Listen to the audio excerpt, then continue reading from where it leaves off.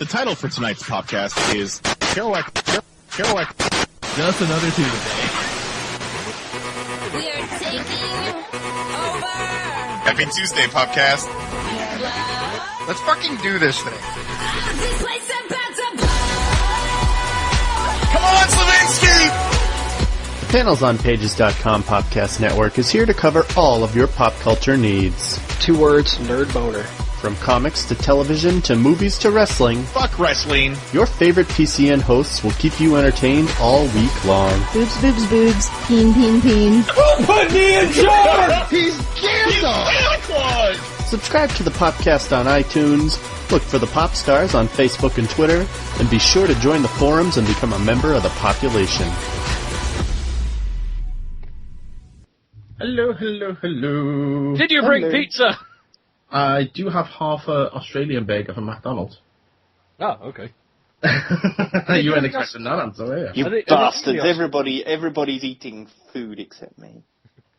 That's all I've got. He's eating drink. He's eating drink? Yes. Okay. So anyway, Mike, how does it feel to take down a government by giving a blowjob to the Prime Minister? I wouldn't know. How did it feel, Paul? Well, you're the pig. I'm a gentleman pig. And a gentleman doesn't kiss and tell.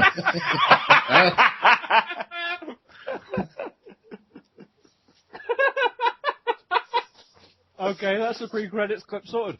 Thank you! Actually, to be fair, I did just tell someone that Ron Liefeld was so obsessed with pouches, I was pretty sure he was sexually aroused by kangaroos. Funnily enough, I've got a story about kangaroos later. Rob Liefeld. I'll be back in a sec. No, you won't. He's leaving us, Andy. He doesn't care anymore.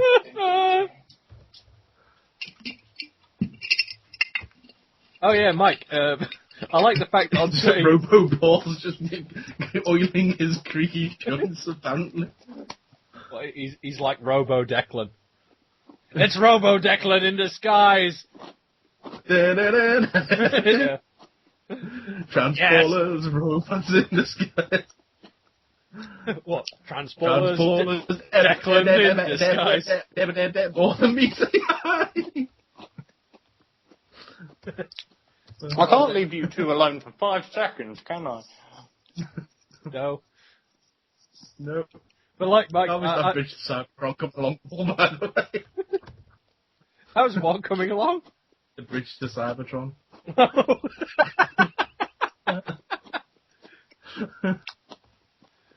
It'd be alright if Starscream didn't keep fucking up. What did I do? We need more Enna Griggs. Right. Okay. What does that even mean? It's like Energon. Energon. Energon. Energon. It's like Energon, except the only With way. a hard G. That's he's a Mac Daddy pimp. It's hard G. He's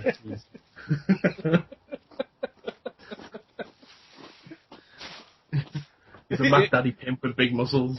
Weird. He's like, I'm gonna get this energy and make this bridge, motherfucker. I'm like a transforming Isambard Kingdom Brunel pimp. I'm hard G. Know my works. Know my works.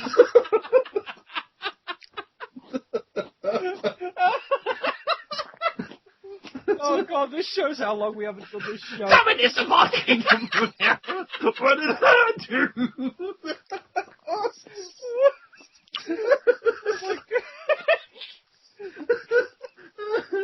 The Energon suspension bridge.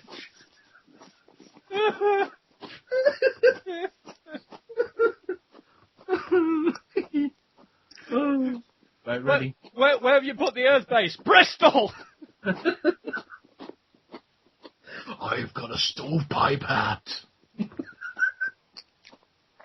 I would like us to hat like that. Paul keeps Shia LaBeouf in the cupboard. Shia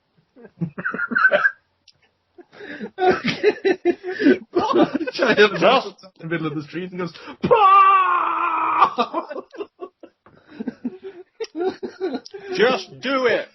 Shove a brick in my face. And smashed in the face by Marky Mark. What? No! It's a transformer. That's despicable. Oh, Marky Mark, now played by Joe. Yes. Oh, Joey Joe.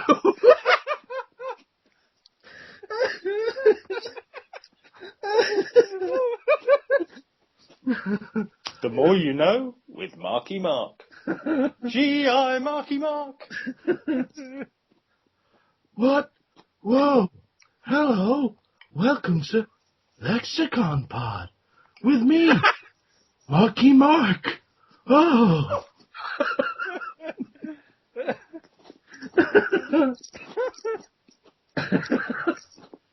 Oh. Oh my!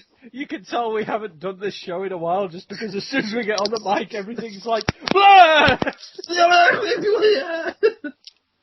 I thought things went a bit weird the other week with the chipsticks with Darth Vader and and Fireman Sam doing Gogglebot. Yeah. Locked out the window. Yeah. Norman, you fucking bastard! Why, I'm Let's talk about stuff All right, shall I do accounting? if you want. Right. What the hell's making that noise? That would be me. He's decoding data. Damn it, Starscream. By which I mean. What are you doing? What do you mean, what am I doing? You rolling toffees or something? What are you doing? I was eating a biscuit. What kind of freaking biscuits do you eat? Iron filings? Crunchy ones. And around a Magnus. All that we can hear at our end is... You know the Woolly Billy, the magnetic toys? It's like you're using one of them. I'll take your word What's for that, it. fucking eyeballs on things. Oh my god. Are you putting a moustache on your Woolly Willy, are you, Paul? Is that what you I beg your pardon. You heard me.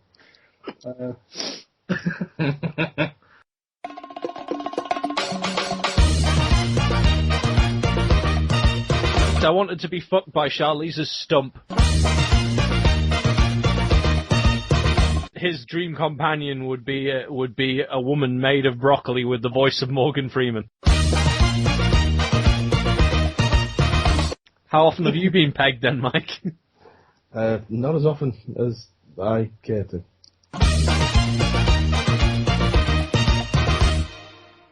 They came like a bolt out of the blue to discuss everything in geekdom. The Popcast Network proudly presents the attack of the 50-foot nerds.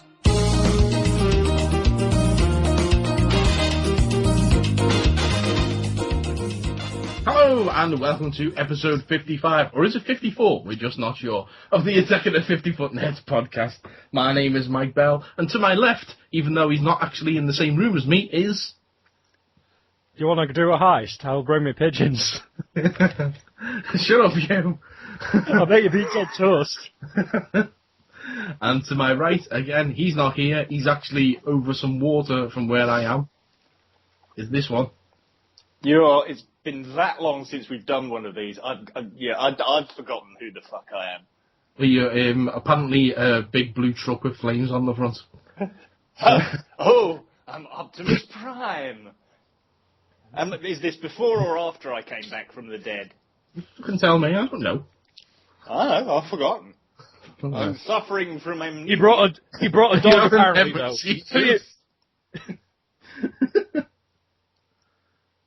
Yeah. Right, anyway. Killed that one. Thanks, Paul. Yeah. Cheers. Yeah, it is the Attack of the 50-Foot Nerds podcast, and we are back. And notice I said attack of the 50-Foot Nerds, because we're going to talk about stuff happening in geekdom, not doing commentaries, not sitting around shooting shit with each other. We're actually going to do... Or indeed shooting shit on GTA 5. Yeah. Yes, yeah, we're not being gentlemen. This time, it's personal. You bastards. Right, okay. Let's get into this thing then.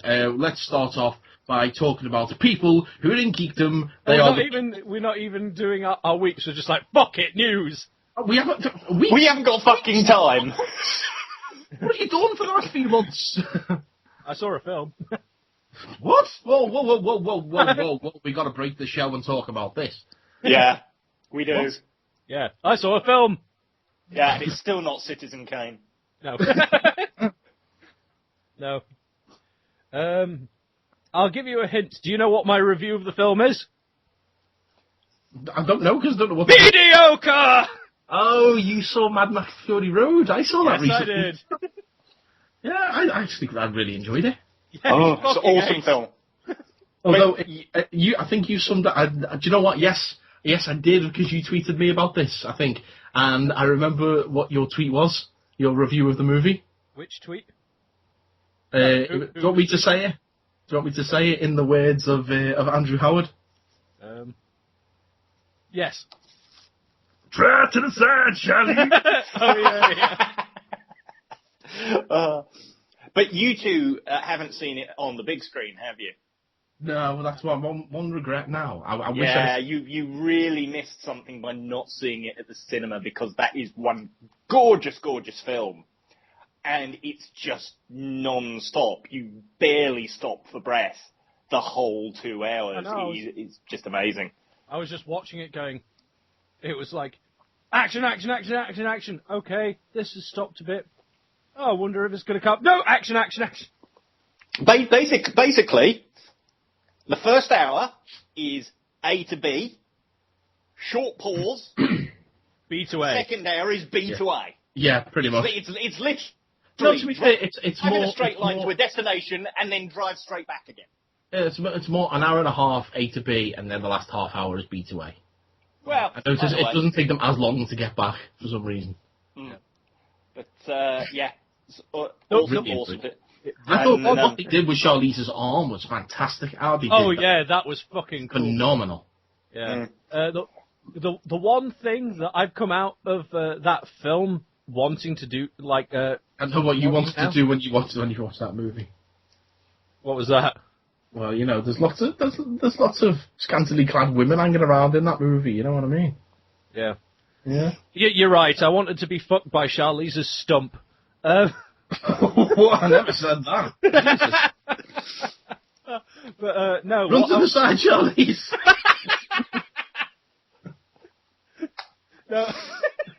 No, it's basically wanted me to fit my car with a self-righting mechanism. Oh, right, okay. Oh, I thought you were going to say, just stick Tom Hardy on the front of your car. In a muzzle. No. That would make me look like I was... Hello, am dear. Where are we going today? We're going to work, Tom. Well, you merely adopted the old people. I was born with them. What do You know where... That was one of my tweets as well, when she was talking about the green place. I just had her saying, "You merely adopted the green place. I was born in it." If you want Tom Hardy, we can probably help with that. You know where he is at the moment? No. He's here on Merseyside filming the new season of Peaky Blinders. Is he? Yeah, he was in Port Sunlight yesterday. Yeah. There's someone at the door. Let's see who it is. Oh, it's Tom Hardy. Tom, guys, have you got any questions for Tom Hardy? Yes, ask me your questions and I shall answer them. Why would you shoot a man before throwing him out of a plane? Because I fucking said so, okay? Why did you imprison us? Why? I beg your pardon? Star Trek Nemesis. Why? Because, let's face it, It was an even-numbered Star Trek movie, and it has to be shit, as is the rules. No, it's the odd ones that are supposed to be shit. The even ones are the good ones. That's what I mean. Shut up. Gotcha there, you cunt. I miscounted. Why did you? You kidnap- did. Did you say something, Andy? I said, why did you kidnap us? Because I was forced to by Voldemort to get your brainwaves. But I think we might have a better time getting your memories soon. Ah, foreshadowing, foreshadowing. Yeah, this bit's not really going anywhere. Do you want to go away, Tom Hardy? No worries. Could have been. You can come back later. It could have been My worse. two dads look outside to come pick me up. Get in the car, you bastard! It could have been worse. It could have been Tom. It could have been. It could have been worse. It could have been Tom Hardy and Tom Hardy from Legend. I've not seen that, but I presume it goes something like this. I'm a Cockney wine boy. And I'm a Cockney wine boy. We're brothers. Yes, we are.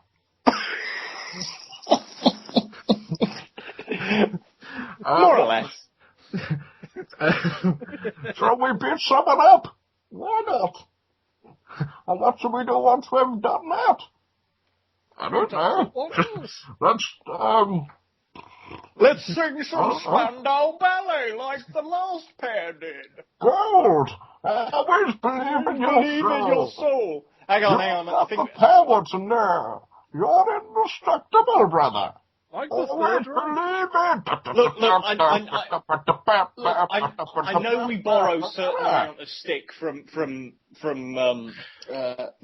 Kevin Smith, but having Baines singing songs from the 80s, that's going a bit too far.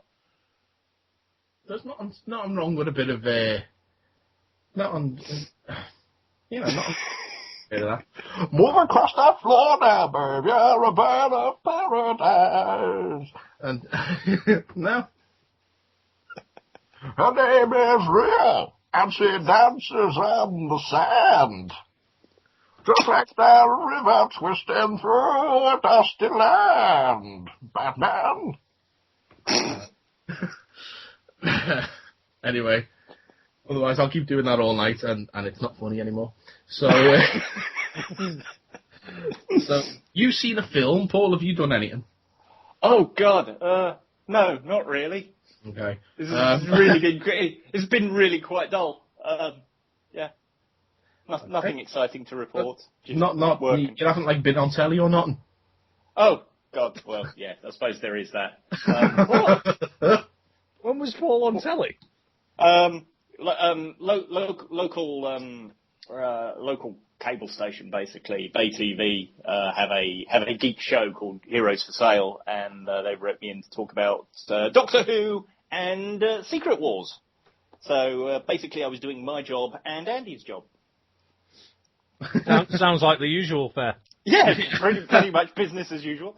It's on YouTube. I shared it. The link. Did you plug the podcast?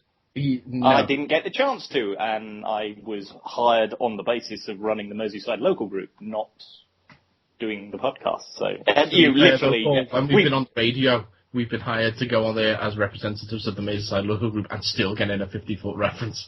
Yeah, but then when we've been on the radio, we've had a lot longer than 2 minutes 30 seconds. Right. So we barely had enough time to talk about Doctor Who in the end. So True. But I'm sure they'll be inviting me back at some point. So Aye. It's all good. Speaking of 50-foot nerds references, and we just talked about him recently. Joe was on something called a typecast. Yes. The other day. If you go onto one of Joe's numerous Twitter feeds, or even we retweeted it from the 50 Nerds account. Oh yeah. Did you see the tweet that I put towards him? Like when he was retweeting that thing, he's like, it says guest starring me and Steve Dave on the tweet, and then he started quoting it with all of his things, going, guest starring this account, guest starring this account. I responded to all of them with all in caps, going, how many Twitters do you have? He has enough Twitters that he can't actually get them all into a tweet. Yes. if you go on and follow the links through there, you can read Joe's interview, and he does actually mention several times that he has been a member of the 50 Foot Nerds pantheon of guests, and and they actually use our banner. It's actually on the website to illustrate the 50 Foot Nerds podcast. And then the guy who runs it, I guess, got really confused when I said we managed to keep him down to only mentioning 2 of his Twitter accounts by feeding him chutney. Oh yeah, he presumed it was something sexual. Didn't he was like, I don't know what that is. It's something sexual. I went, nope, he just really likes chutney. Yeah. As for myself, have I been up to anything? Nothing that I can think of, unless Paul, you can remember anything that I've done recently. I can't think. We played I ate 50 chicken wings that were covered in ghost chili sauce. Well done. Yes, that was hot. And then gave birth to a chicken. Yes. No, Joe's wife, Denise, she is a doctor, and she very much had a go at me over that and said, "What the hell are you doing that for?" She's a doctor. Yeah. Yeah. Yeah, Dr. Denise. I didn't realise that she was a full-on doctor. I thought she was still training for some reason. No. That was like when they lived in Chile. That's what she did. Yeah. We played a new board game, didn't we? Oh yes, we did. Got a new board game called Dead of Winter. We need to play another game, and that was good. That new more zombies. Yes. Zombie board games are a good thing. Mm-hmm. Yeah, we need to have a good game of that. Definitely need to have a new good game of that. Yeah. We need to get together with Joe and play a load more stuff anyway. We do. We need to arrange more stuff, and we also need to get this show under the way. So let's get cracking by talking about people, as I mentioned before, who are in geekdom with people in geekdom. Shriek in terror! It's time to discuss people in geekdom. Right, first up, we have some curiosities, in as much as we need to find out what the hell is going on with Daniel Craig. He wants marmalade! He really does. This is an article from bleedingcool.com. Where are we? Sorry, this is the first time I've even looked at this article. So it's asking a question. Because I've been in work, I asked Andy and Paul to collect the stories for me, and I haven't had a chance to look over them beforehand. So this is interesting. It's asking the question: yeah. Is Daniel Craig done with James Bond after Spectre? Okay. What's Daniel Craig's voice? I can't even remember. Oh yeah, it's Marmalade. Then. Yeah. Marmalade. Okay. Back in September, he was non-committal with Esquire. Andy, he said, "Say, at this moment, no. I have a life, and I've got to get on with it a bit. But we'll see. Marmalade." Then last week, the Daily Mail reported that he was under contract for one more film, and that he'd be willing to continue as long as I'm physically able. Today, Marmalade. He tells Time Out, however, "I'd rather break this glass and slash my wrists.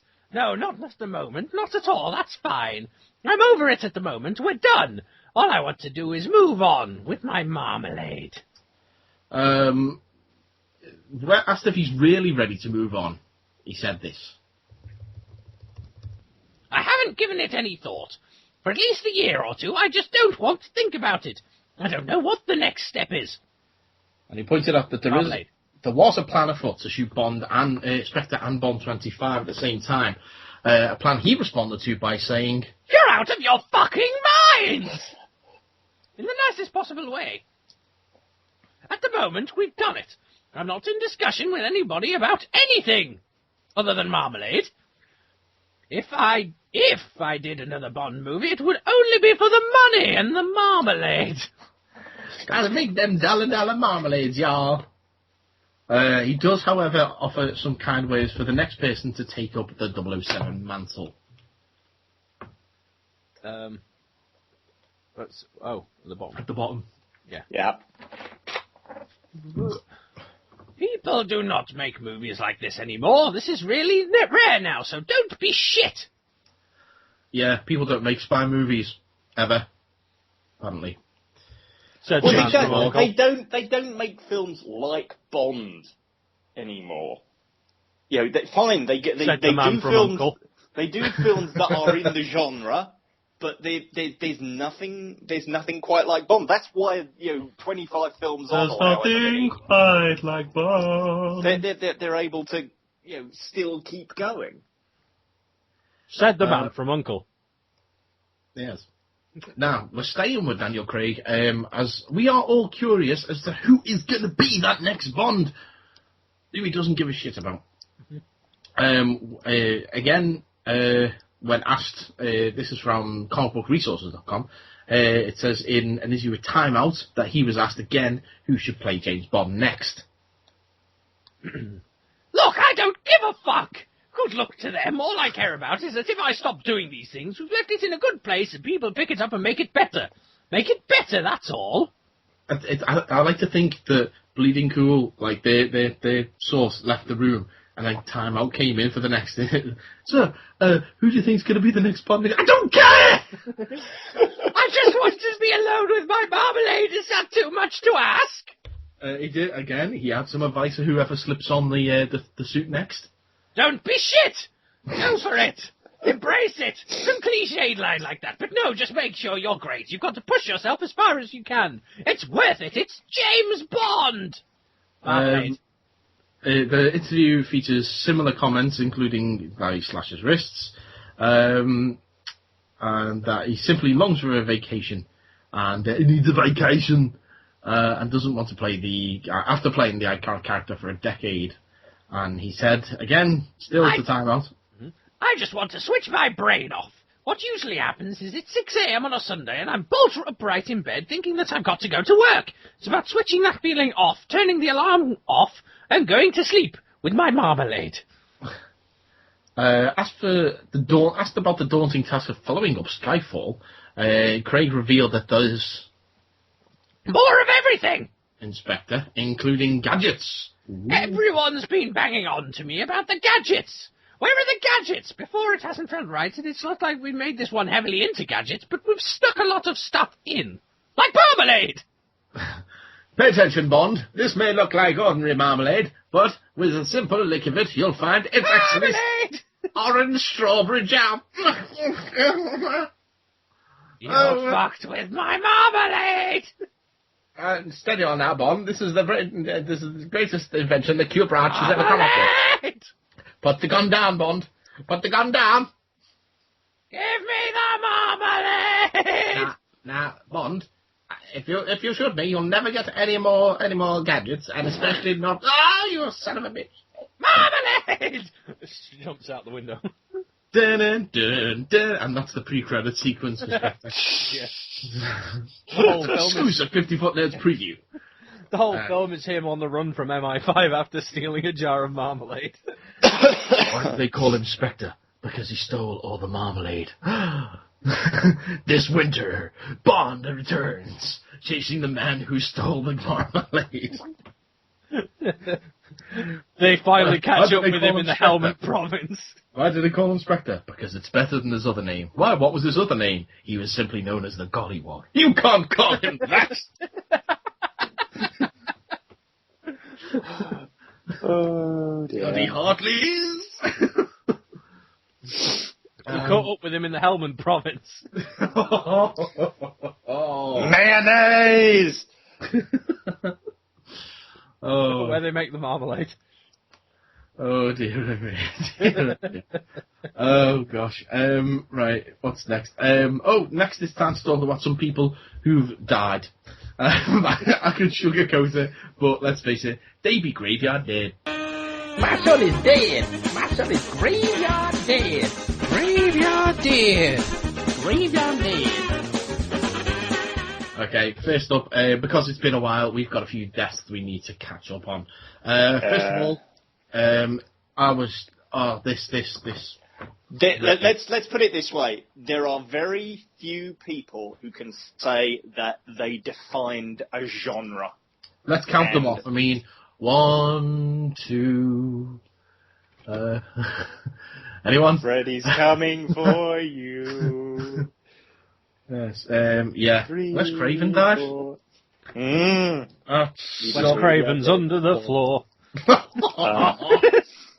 I mean, him. 5, 6, Bill the Crucifix.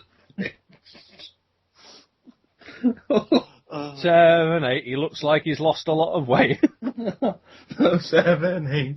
He's now In fact, 9, 10. Won't ever breathe again. We're supposed to be eulogizing this man, for God's sake. I know, but in fact, right, quite seriously, I would go so far. He died in his dreams. No one knows why. 11, 12. He's going to hell. No, he's not. He's not. No, He's not. not. The dude is fucking ace. He's gone to Valhalla. Yeah, man. I think and chrome. Not only did he define a genre, he redefined a genre. All in the same career, because A Nightmare on Elm Street is the definition of the slasher movie, and then I think it is. No. I think it defined what a slasher movie is. I think the what kickstarted the slasher movement is Halloween. And the evolution of that with Friday the 13th in 1980, and then Wes Craven defined what a horror icon is and defined the slasher genre in 84. The rest of the 80s was let's create characters that could try and spin off into their own series and shit like that. Yeah, like that's only because Freddy. I mean, let's face it. Michael Myers doesn't speak. Jason doesn't speak. Freddy is in the first movie, he's not that funny, but he's got an acid tongue on him. Literally in one scene, he's got a tongue on him. You know what I mean? Like he's trying to French has a and then from the rest of the movies onwards, like he's hysterical. Even in the crap one, Freddy's dead. But Freddy defined a genre. As much as, Halloween kick-started it, and to a certain extent you could say that Texas Chainsaw kick-started it before that, but I don't count that as a slasher movie. For me, I mean, Nightmare on Elm Street, it redefined the horror genre. Definitely. As it may take its cues from the earlier movies, as I say, such as Halloween, such as Friday the 13th, but it definitely redefined what the horror genre was. And Wes Craven is the guy behind all that. He directed the movies. He came up with the idea for Freddy based on something that actually happened to him when he was a child, for God's sakes. There's that story about when he looked out the window and the dude in the stripy jumper was just looking up at the window. Oh, that's creepy. Yeah, it was a lucrative franchise. So 6 sequels, a remake, Freddy vs. Jason, a TV series, comics. It is. Freddy is one of those characters that just everybody knows who he is. All you need is either the glove, or the hat, or the jumper, and you know that you're talking about Freddy. Yeah, I mean, New Nightmare came out before Scream, and they all say the Scream redefined the horror genre. New Nightmare done that a couple of years before Scream. New Nightmare was kind of a dry run for what he was then doing with Scream, and he'd narrowed it. He'd made it better by the time of Scream, which is why Scream took off in the way that it did. And I love the fact that New Nightmare is a parody of Nightmare on Elm Street, in as much as there's the bit where Heather Langenkamp's on there like that, and then Robert Englund comes out dressed as Freddy and stuff, and all the audience, they've all got placards and shit like that, going, hey, we love Freddy, and Robert's dancing about and everything like that, and that's Wes basically saying, look, the scary dude that I created has become a clown, for God's sake. That's him just taking a mick out of his own creation, and I love that. I love that. I'm a big fan. I think that's one of the reasons why the remake a few years ago had a hard time, is because it was so ingrained in people's heads that Freddy was a clown. And don't get me wrong, I think that Jackie L. Haley did a great job as Freddy. Hated the makeup.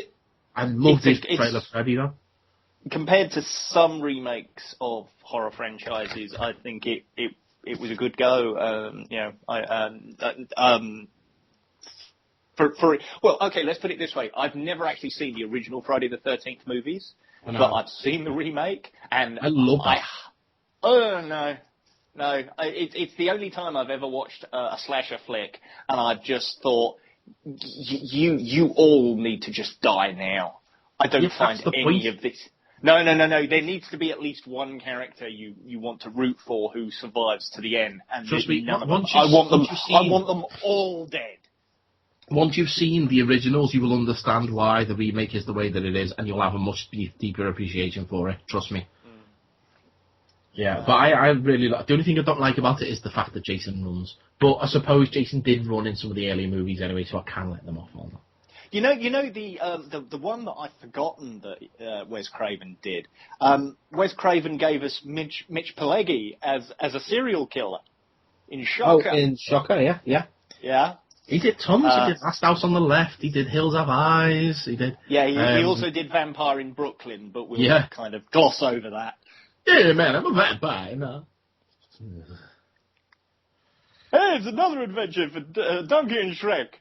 Oh my God, man, I'm a vampire now. I'm a vampire donkey now. Hey, I'm gonna suck your blood. 1, 2, 1 sequel. Donkey, why you 2 sequel. Why you helping Muppets count? There's a lot of cleverer people than us have said a lot about him already, and it's a fantastic body of work. Ranging from the films that we know, episodes of the remake of The Twilight Zone, the stuff he did with when he was originally with Corman and that. Great body of work. A great cameo in Jay and Silent Bob Strike Back. Well, he gave Jay and Silent Bob a cameo in Scream 3.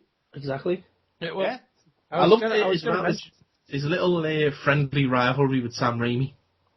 I don't know if you know about this, but in the original Evil Dead, when Sam Raimi and Bruce Campbell and Rob Tapper were doing research to figure out what to put in the Evil Dead to make it scary and everything like that, is they figured that one of the scariest movies they could find was The Hills Have Eyes, the original.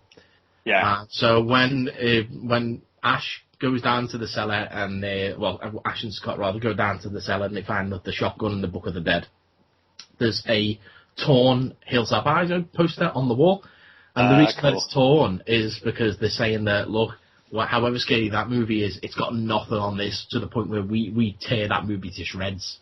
It's scarier. And from that, Sam and Wes actually kind of got into a friendly rivalry, to the point where in the original Nightmare on Elm Street, when Johnny Depp is watching TV to try and stay awake and he starts falling asleep on the bed, he's watching Evil Dead. And that's Wes saying, as scary as Evil Dead is, this is even scarier. And then Johnny Depp gets pulled down to the bed and there's the blood explosion and all that kind of stuff. Yeah. And then in Evil Dead 2, Sam takes another swing. His next shot is when you go into the work shed, and also in the cellar later in the movie, Freddy's glove is hanging from the ceiling of the work shed and is just next to the side of the door in the cellar as well. Yeah. So, there's lots of little... And it kind of went on like that throughout their career. They would all kept poking shots at each other like that. But a nice little friendly rivalry. Yeah. Yeah. It's that, I like that. I like when the directors can have a little genuine appreciation for each other's work and what have you. Mm. Yeah.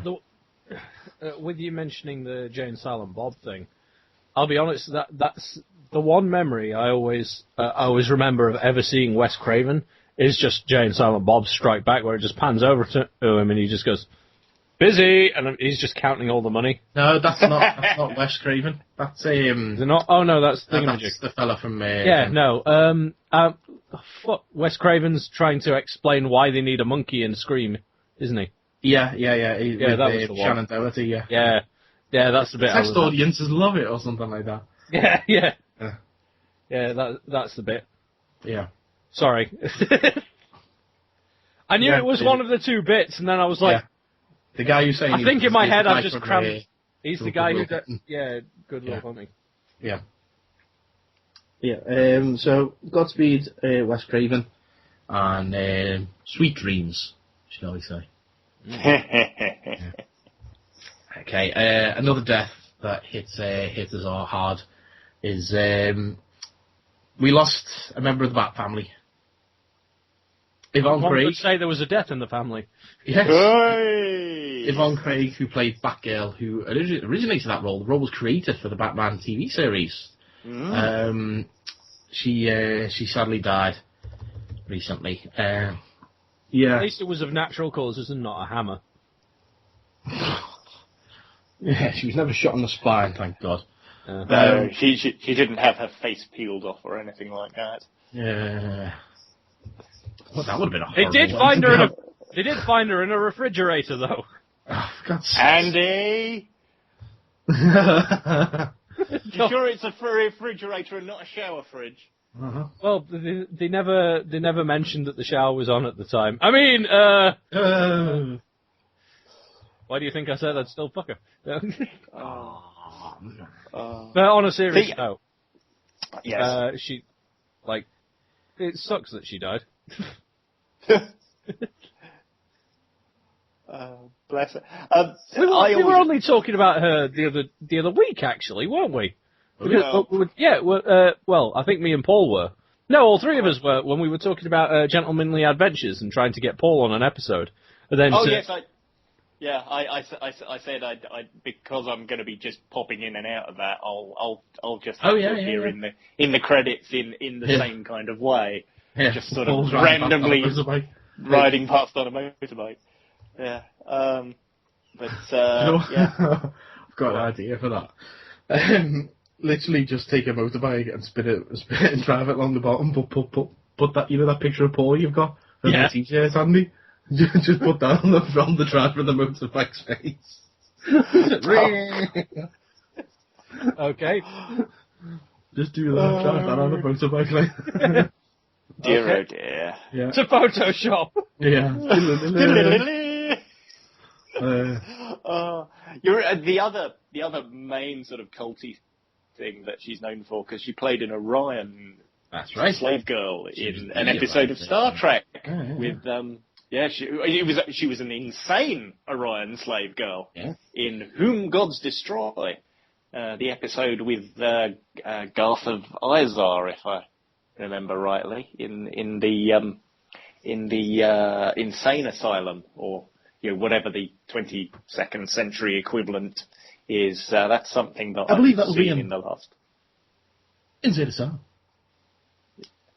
Quite. Yeah. That's something. I rewatched all the old, the original Star Treks, over the last year, because I got given the Blu-ray box set for Christmas, and a year or so back, and it was awesome. It's lovely to watch it in high def, and I just don't know what it is about painting a pretty girl green, but it just makes her 100 times hotter. You're gonna like the new Yogg's Quest, then. In related news, Paul has just ordered a can of paint for his wife. Yes, why do you think he bought the Yoshi onesie?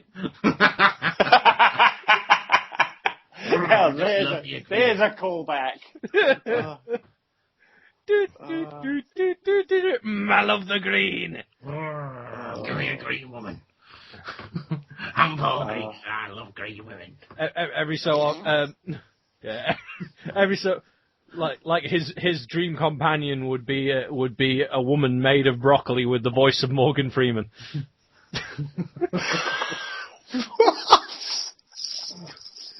That's an old reference. Yeah. Morgan Freeman gets me hotter than a female Piccolo from Dragon Ball Z. That's not even biologically possible. I know.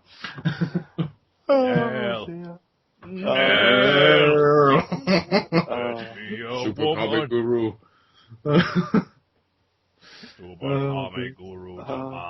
Okay. According to her obits, she also did a couple of films. They like the obit. Does that mean it's the Hobbits? I like that one, but I prefer the Lord of the Rings. The Hobbits, then down New Zealand. That New Zealand. That New Zealand way. She did 2 films with Elvis, including a film where she actually had a threesome with Elvis. And Elvis, because Elvis was playing twins. What? I was playing Elvis in that movie. Go away, Tom Hardy. Come back. Come back up. Okay. Yes, she was in It Happened at the World's Fair and Kissing Cousins with Elvis. So there you go. And she was in The Man from U.N.C.L.E., which isn't James Bond. No, and she was in Like Flints, which also isn't James Bond. No. So yeah. Oh, bless her. But she'll always be remembered for not even a whole season, because she wasn't in every episode of the 3rd season of Batman. Oh. But she left an indelible mark on the Bat franchise to this day, and will always be remembered. And that's another Blu-ray box set that I really need to get. Without her, there wouldn't be a Batgirl. Without a Batgirl, Gail Simone wouldn't have a job. So, we've got a lot to be good. We've got a lot to be thankful for. We do. Yeah. So long, Yvonne Craig. You woman who turns Paul on. In unrelated news, while trying to find a picture of Batgirl on her motorcycle, I've found a picture of Kim Possible as Batgirl for some reason. Because why not? Yeah. Yeah, because these things happen. So, anyway. Okay. Anyway, movie news? We're going to do some movies? Yeah, just, that's someone else who Paul must fancy the arse off. Who's that? She-Hulk. Paul's powering down for the night. Quick, give us some Energon. Energon. Energon, yeah. Energon. He's run out of Energregs. Energregs. Right, okay. To be honest, Jennifer Walters, she ain't up there. She doesn't give you a Fantastic Four. No, it's too muscly. I didn't say you have to whack a wanker with the China movies, for God's sakes, you know what I mean? I'm just saying, the comics. Yeah. Yeah. She only gives him a Fantastic Four, but Yvonne Craig gives him a 12-inch one. Yvonne Craig gives him an Ocean's 12. An Ocean's 12. Oh gosh. Goosh. Yes. On that bombshell, let's say. Here she gives him a Furious 7. Furious 7. No. It's a Furious 7. So, okay. Let's do some movie news, eh? Thrills and chills abound in movie news. I'm fucking open. What have I done? How do these links not work when I put them in, but they work when you do? What the fuck? Because I know how to work internet. Well, all I do is copy and paste the links in. Yeah. Anyways, yeah. You ready? Yeah, more or less. Sure. All right. We're gonna crack on now, and the first story that I've got in the movie news is remakes are plenty. Remakes are abound all over the Hollywood recently. One movie which is reportedly being remade that I actually don't have a problem with this one, and that's rare for me. You all know that I bloody despise remakes, but this one I really don't have a problem with. You and remakes is usually like the director has come out and said, you know what, this film would be improved by onesies. For me, remakes are the cinematic equivalent of the director just coming to my house while I'm asleep, prizing my mouth open and then just taking a big shit in my mouth while I'm asleep. That's usually what remakes are for me. But for this, I don't mind this because they want to remake Flatliners. Cool. Flatliners was the It was I the want to say Brat it's like Pack horror movie. 1990, is it 1991? Thereabouts. It's very late 80s, early 90s. It's the Brat Pack, yeah. Yeah, so Kiefer Sutherland. Yeah, she'd just done like Lost Boys and what have you. Julia Roberts, Kevin Bacon, of course. Yeah, 1990. Yeah. Yeah, there you go. I think who else was in it? Billy Baldwin. Billy Baldwin, and is him? God, what's his name? Sudden. Oh God, what's his freaking name? From Young Guns, isn't he? Innit? Freaking Tom Cruise. No. He's Charlie Sheen. No, Charlie Sheen. Emilio Estevez. That's who I'm thinking of. No, is it in it? No. I thought I was thinking he was, but he's not. Wow, I thought he was, because I know the Brat Pack also did Young Guns, and I know like Emilio Estevez was like the king of that movie. So, there we go. Let me get the IMDb up for it. Yeah, so you got Kiefer Sutherland, Kevin Bacon, Julia Roberts, Billy Baldwin, Oliver Platt's in it. Yeah, I was just looking at that.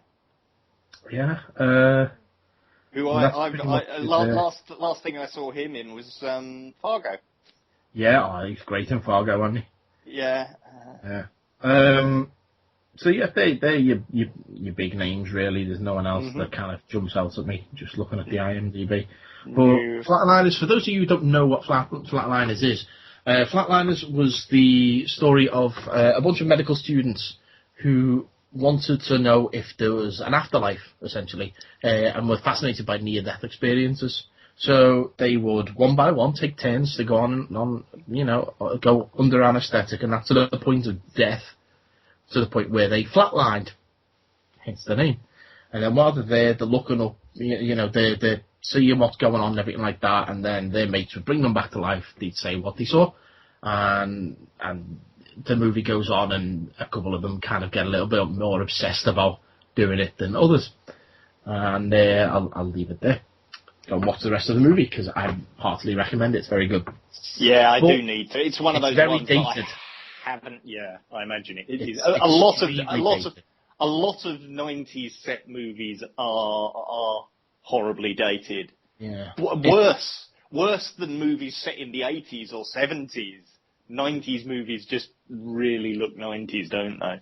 The thing is, right, it does look dated, and obviously medical technology and all that kind of stuff has moved on, but if they can assemble a cast like they did, a bunch of mostly unknowns, they would have a hell. This could be the group of people, the new Brat Pack, the group to look out for on the rise kind of thing. Mm-hmm. As it stands right now, there's one name in talks to be in this movie, and that is Ellen Page. Now, okay, yeah, she is already a name, I will give you that. And, it's not as easy as it was back then to just say, here's a group of unknowns, stick them in a film, and away you go.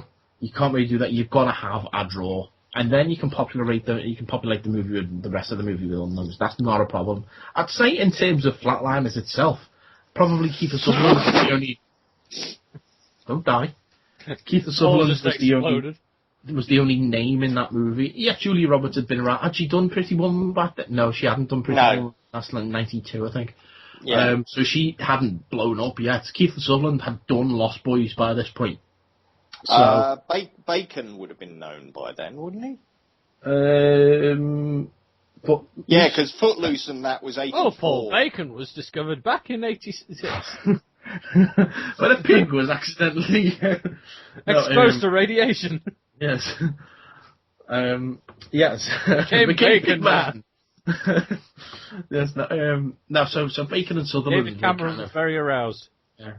So they were kind of the names, I suppose, as it were, and then the rest of the movie was going around it. But I think, and of course you had Joel Schumacher, who was a good director before he fucked up the Bat franchise. Yeah, but this is the same Joel Schumacher who has actually done some great movies. I mean, he did Lost Boys. That's where he brought Keith Sutherland from. So the new film is going to be directed by Nils Arden Oplev, who directed the original Girl with the Dragon Tattoo. So, he's certainly got a visual style. Let's see what he brings to this movie then. That's the only thing I can say. Let's see what he brings to this movie. Right. Next up, there's another movie been announced. And even though he's only just come back to the small screen, Sony Pictures have picked up Danger Mouse. They've optioned him for the big screen. Mm. Now, that's one of the most British cartoon characters you can get. pretty much, yeah. James Bond meets Nick Fury if he was a mouse. Yes, who lived in a post box. In a post box in London. In London, and have the same the GPO tower or the post office tower or whatever you want to call it. Yeah. And broke the fourth wall almost as much as Deadpool. Yes. Yeah. It's mad. I mean, to be fair though, if Shaun the Sheep can get a fucking movie, then I really. Yeah. Oh, I'm just looking forward to there'll be I want the movie to start with the episode where he's going up against Baron Greenback, and Baron Greenback's like I'm going to pave Venice and turn it into a motorway that leads to my museum of Barry Manilow records. Oh, blimey, DM, we've got to stop him from doing that. And then, just the whole thing where Danger Mouse is like, but I had guessed that you were going to do that. But I had guessed that you would guess that I would do that. But I had guessed that you would guess that I would guess that you would do that. Oh, but I would guess that you would guess, etc., etc., and it just goes on. But you know how I can stop you, Danger Mouse? Nagini, eat that mouse. Nagini. And that is where Ray fans got the voice from. Yeah. But yeah, no. Have you guys actually seen wrong. the new series yet? Yes, I was actually watching it. I was waiting for my sister. This article, it will be on American Netflix this spring. I shall probably watch it then. Yeah, it's on iPlayer now. Yeah, but it's on Mondays to Fridays on CBBC, and so I'm recording it. I haven't watched it yet. Yeah, I've watched. Start watching it, otherwise I'm going to run out of space on my Skybox. I've watched one the episode. Theme tune. Yeah, the new theme tune. He's the greatest. He's fantastic. Whenever there is danger, he'll be there. He'll be there. One of my favorite parts of the new theme tune is the fact that they kept the bang, bang. Yeah, they kept the explosion. But the new episode was the episode that I saw was fucking hilarious because my sister was popped her head out the kitchen while I was watching it and was like, "Oh, what is this?" I'm like, "They've remade Danger Mouse," and then we're watching it, and she's like, "I don't know if I find this funny."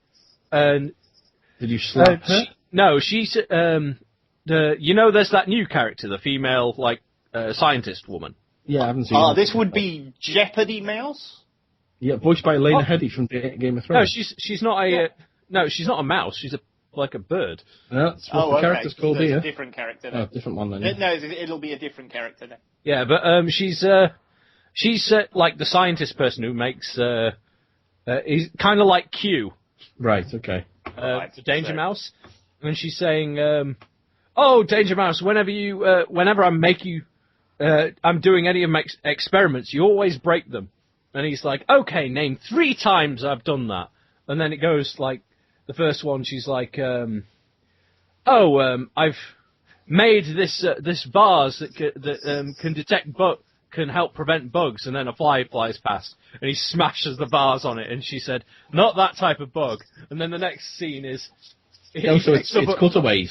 The cutaways, right. and then the next cutaway is Danger Mouse looking at a book, and he's like, a book that can actually be used as a communication device, and she goes, "No, that's just a book." And then a fly comes past and he squashes it, and then with a book, and she goes, "That was a high-tech spy fly."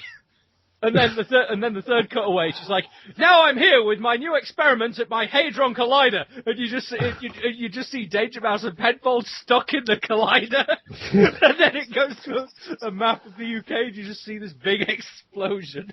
That was the point where my sister actually laughed and went, "Okay, I'll give this show a chance."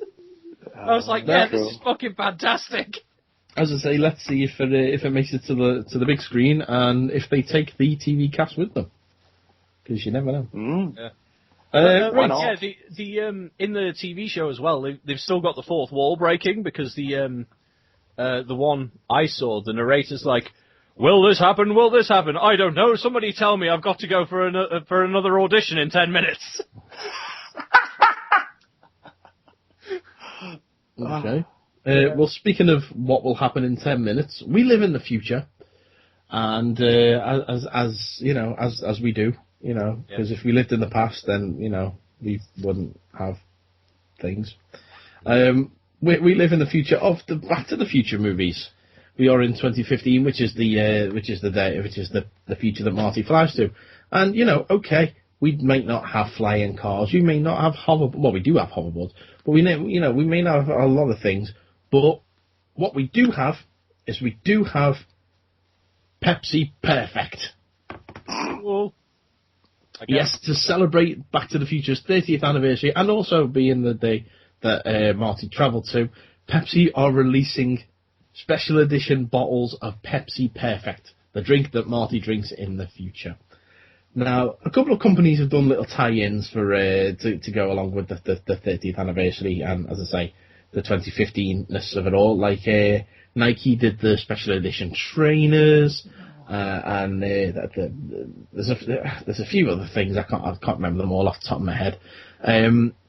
You guys are building your rape stick. Yeah, you know. Did you see the trailer they put out this week? Universal did a trailer for Jaws 19. Did they? Yeah, have you not seen it? No. Oh my God, we've got to find it and watch it all together in a sec. I'll have to find it. But Pepsi, to commemorate it, are doing a short run of 6,500 bottles of Pepsi Perfect. What? Fuck! I thought it was they're only going to be in America. They're going to be available for a month. No, they're only going to be available in America. What fucking shit is it? But the thing is don't get your hopes up, because it's going to be made. See, in America, Pepsi is made with high fructose corn syrup, whereas in England, Pepsi is made with sugar. Yeah. And Pepsi Perfect in America is going to be made with sugar. So basically, if you live in England and you want to taste what Pepsi Perfect tastes like, just buy a bottle of Pepsi. So it's just the UK recipe. That's it. Yeah. Yeah, but you won't have to spend $20, which is what a Pepsi Perfect will set you back. Yeah, but I want It's $20 for the bottle, isn't it? Yeah, I mean that's what you'd want. You wouldn't drink it. You'd have you'd have the bottle, wouldn't you? This is why I thought they were going to do something akin to, you know, like Cola had the promotion where it has, find your own name on a bottle and stuff, and all it was a different label. I thought they were going to go, okay, all of our bottles are going to look like this for the next month to celebrate. No. And it's like, there you go, grab them while you can. We're never making the bottles look like that again. No. 6,500, and also if you go to New York Comic Con, they're going to be giving some out there as well. Oh, okay. So that's in addition to the 6,500. Yes, there you go. I've just put a link to the trailer in the. Yeah, I've got the trailer. There. I was about to do the same thing. Right, just let me know when you're ready, and we'll all hit play together. I used the link that you've given me. Hold on. Yeah. Is yours from the Universal Pictures Home Entertainment? Yeah. Yeah. Right, okay. I've got it up. Okay, you ready, Paul? Okay. Yeah. 3, 2, 1, play. Yeah. Okay. Jaws made you afraid to go in the water. Love it. Jaws 2 made you afraid to go. If you haven't seen this, then go to YouTube and the Universal Pictures Home Entertainment channel. They've got it there, Jaws 19. It was just business. Then pure pleasure. Cyber Jaws made you afraid to log on. And Jaws made you afraid of robotic sharks. Then Chief Brody's grandson assembled a super team of shark hunters. Jaws ended was man versus shark versus all the terrors of the deep. What the fuck? Space, then a prequel and a to the prequel. A new era in terror began. Jaws started a family. Battled a Russian shark named Ivan Tchaikovsky. Took a bite out of the big fish. Learned about love. What the fuck? Jaws 50 Scales of Grey. Reboot. Now the oceans are disappearing, and to save their home, the sharks must attack. Jaws 19. This time, it's really, really personal.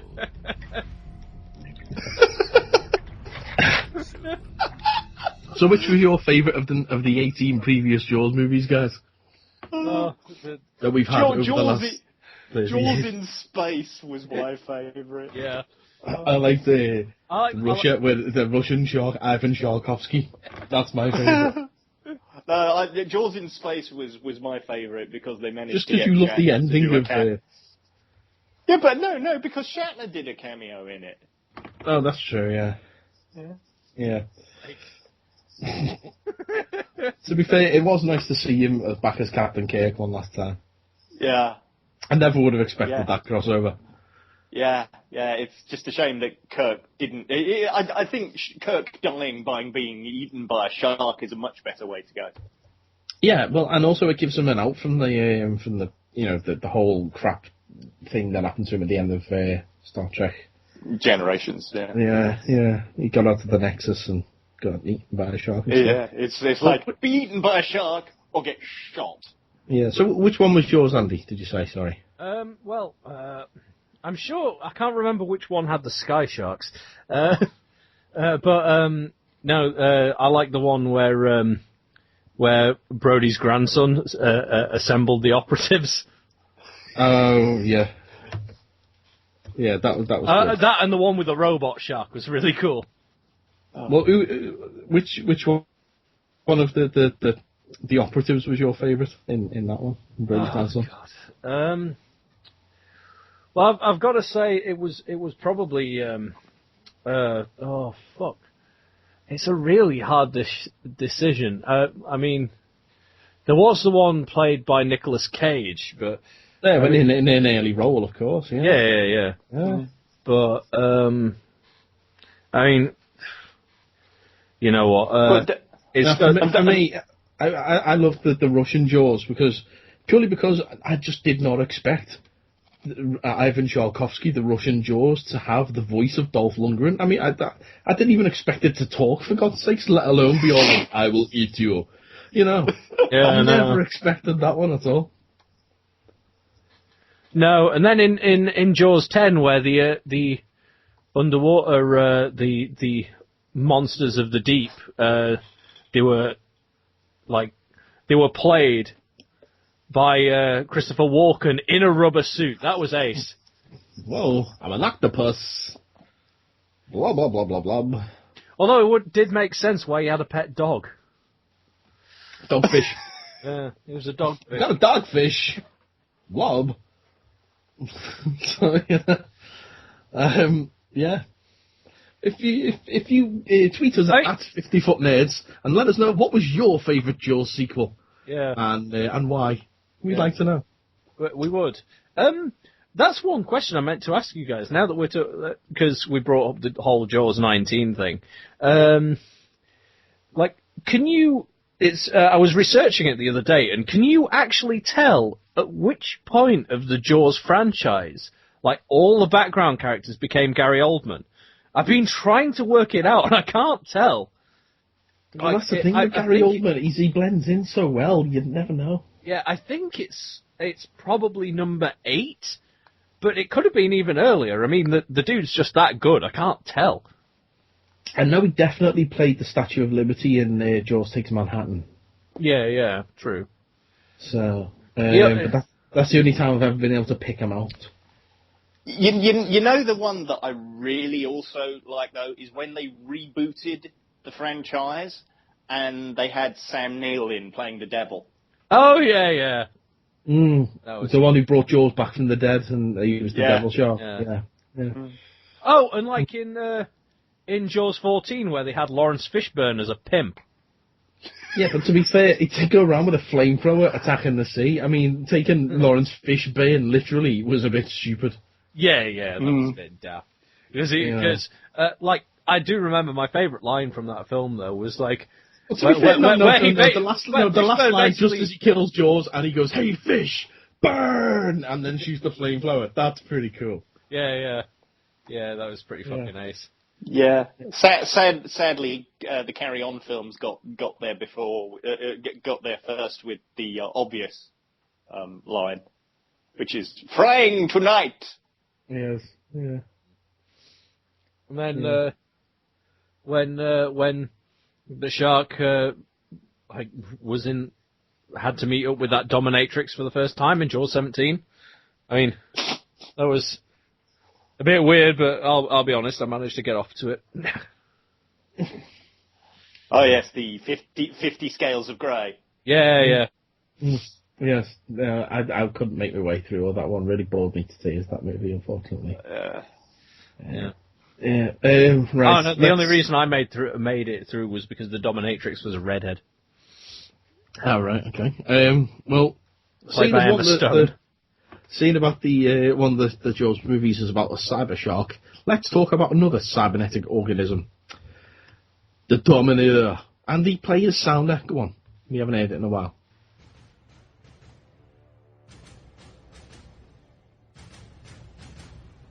The famous comedian Arnold Braunschweiger. Shut up! Shut up! Shut up! Shut up! Shut up! My nipples are very sensitive. Alright, now, it came out recently that, despite the fairly positive success of Terminator Genesis, a movie that I didn't hate it, it just didn't set me on fire either. Guess what? You haven't seen it? Yeah. What a surprise. I was basically waiting for you to tell me whether it was good or not and then see it. Honestly, because it changes the timeline, it basically negates the entire series of movies that comes before it, which means the Terminator 2, the awesome one, doesn't exist anymore. Huh. Well, that fucking sucks. Yeah. Oh, the whole franchise is about fucking with the timelines. That doesn't mean that they didn't happen,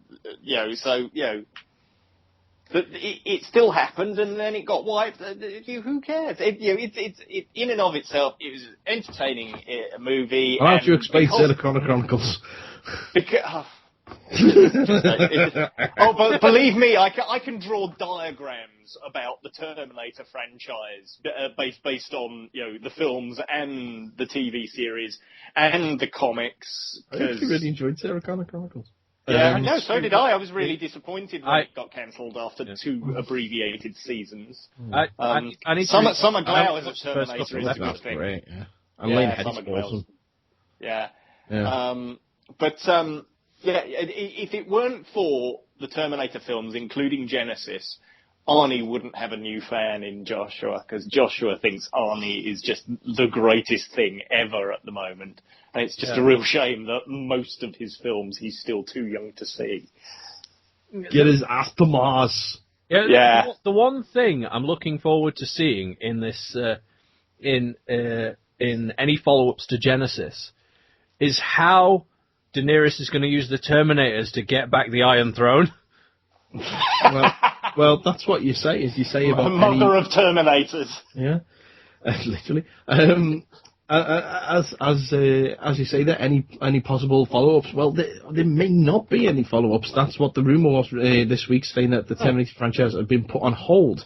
However, Dana Goldberg, Chief Creative Officer of Skydance Media, let me just double check. No quotes off Arnie, so this guy will speak with Arnie's voice. He says, I wouldn't say on hold so much as readjusting. The franchise reboot Terminator Genesis was intended as the first film in a trilogy, which if you watch that movie, oh god, yes, was it intended as the first film in a trilogy? Yeah, I mean, let's throwing face it, kids down left, right, and centre as the follow-up story. Let's face it, why the fuck do you cast somebody like Matt Smith in a role like that and just throw him away? And then also have Arnie throw off the line, I have no idea who reprogrammed me. He's like, guess we'll follow that one up in a sequel. Yeah. Plot point, Yeah. Goldberg attempted to paint a brighter picture, acknowledging that while Skydance absolutely wishes that Genesis had performed better domestically, the figures may not be an indicator. Those figures may not be the indicator they once were. The figures being how much it pulled in domestically and overseas. He says, happily we live in the world where the domestic number had the level of importance 10 or 15 years ago. I'm not saying it's not important, it is. But we have to play a worldwide market. It's a woman. Oh. Yeah, I did wonder about that. Shut up. 2 weeks. Shut up. My nipples are very sensitive. In terms of Terminator, the worldwide market paid attention, but we're not taking the domestic number lightly. To that end, Goldberg said producers will conduct well-rounded research and talk with audiences to learn what worked and what didn't in Genesis. What worked was... and what didn't was lots more. He says, we're not going to begin production at the end of the year, because again, it would be silly to not have to worry about what the audience has to say. So basically, what we've got from this is the only Goldberg-made machine that people like are Rube. Yes.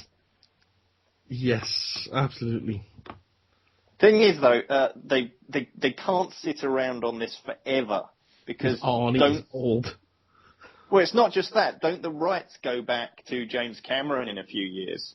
And then he's like, let's set it on the Titanic! Oh, that would be amazing. Captain, iceberg right ahead. Not anymore. I saved you. Oh no, the timeline's gone all crazy. and then they're in a submarine for some reason, and then they're on. Call it Iceberg Day. Yeah. And then they end up on a planet fighting giant blue cat people. Oh, that would be amazing. Yeah. Oh, I can't think of any memorable quotes from that movie. Terminator. It's called Planetarium. That's it. Honestly, that movie is so forgettable. Yeah, here we go. James Cameron acquires the rights back in 2019 as copyright reversion takes place after 35 years. Yeah, okay. So they can't sit on this forever. If they're going to do something, they've spent out the money to get the rights. They need to get cracking, yeah. So they've got to get on with it if they are going to get another film or two out of it before. I think just go for Cameron. one more. I think a trilogy is probably too much to handle right now. Just go for one more, and if you need to, if you think you can get a trilogy out of it, then by all means follow the second one up. But just go for broke and just do a second one, and that's it. Mm-hmm. Tie up all your loose ends in your second one. Yeah. Especially with diminishing returns, Yeah. Yep. But enjoyed it, and we'll happily sit through another one, I'm sure. Yeah. Right. What have we got next? Next is okay. We're talking about the Wonder Woman solo movie, and there is a rumor. We've heard a rumor previously that the movie itself could be set over a couple of different time periods. Yeah. Now there's another rumor just come out that it could in fact be 3 separate time periods. According to this article on comicbookmovie.com, it states that the first setting will be Themyscira. Makes sense. The Amazons, and that would be. Is it written by Grant Morrison? No. Because if so, they're all going to be fucking trees. Doesn't say at what point that part will be said. We call it Entmoot. Oh, yeah. We haven't seen the Lady Ents in a long time. Yeah, because they weren't Lady Ents. They were the Amazonians. We don't, presumably that's like prehistory, like Greek gods kind of, time. Yeah. Second period is going to be World War I, which is unusual because Wonder Woman is traditionally associated with World War II. But then that's the period that she was created during. So that would be why that is. She wasn't created in World War I. II. Oh, right, okay. The specific year they've been given on the website is 1916, which is smack bang in the middle of World War II. And the third and final part of the movie would tie into the events of Justice League Part 1, so it would be modern day. Yeah. So, a bit of unusual. What kind of story would be set over 3 different time periods like that? It's an odd one. Unless it's like one villain that pops up from time to time. Well, I mean, certainly it kind of makes sense, because it wasn't part of the whole relationship between her and Steve Trevor that he ended up crashing on Themyscira, and that's how she met him. Yeah. Or at least that's one version. So, that's how we could potentially get to Themyscira. And, yeah, fair enough. World War One is as good as World War Two. I've been saying all along that I... Yeah, but then you can't have Steve Trevor in the modern day if you stick him in World War One. That's also true, but you could go down the route that the TV show with his great-grandson. Steve Trevor Jr. Played by the same person. But I maintained that you need to do Wonder Woman the same way they did Captain America, and have her as a character in history and the modern day, so that she's the ultimate character out of time and out of space, because she's from this, completely foreign land of Themyscira, and, this, a completely foreign time as well, that, the first time she encounters the rest of the world, it's, the First World War in this case, and then it's, everything's completely moved on. You've never met man before, and the first time you see him, the whole world is fighting each other. Yeah. How do you fathom that? You know what I mean? But she's from a race of warrior women, so... That is true. Is that as big a deal to her? It's like, they're fighting! I'll have some of that! And that could be why she's enamoured with man, and that's why she wants to come back. And for the last, 100 years, they've all been, no. If Themyscira's got the women, but it's got gods involved as well, wouldn't it technically she have met, males? It's just they're gods, so it's okay. Well, no, there wouldn't be any males on Themyscira. No, I mean, if they're involving the whole pantheon of gods type thing. It'd be I've spoken to gods in the skies or whatever, and so I know, the gods have different genders, but here on Earth, us mortals only come out as women and stuff. And then she finally sees men, and she's like, I'm sure that I'm reading the New 52 at the moment, and really quite enjoying New 52 Wonder Woman, and I've just got to an issue where, no, sorry, Tellarlight, it's not that. It's in Demon Knights, they have an Amazon character, Exoristos, and they go to Themyscira, and they're confused. What's the character's name? Exoristos?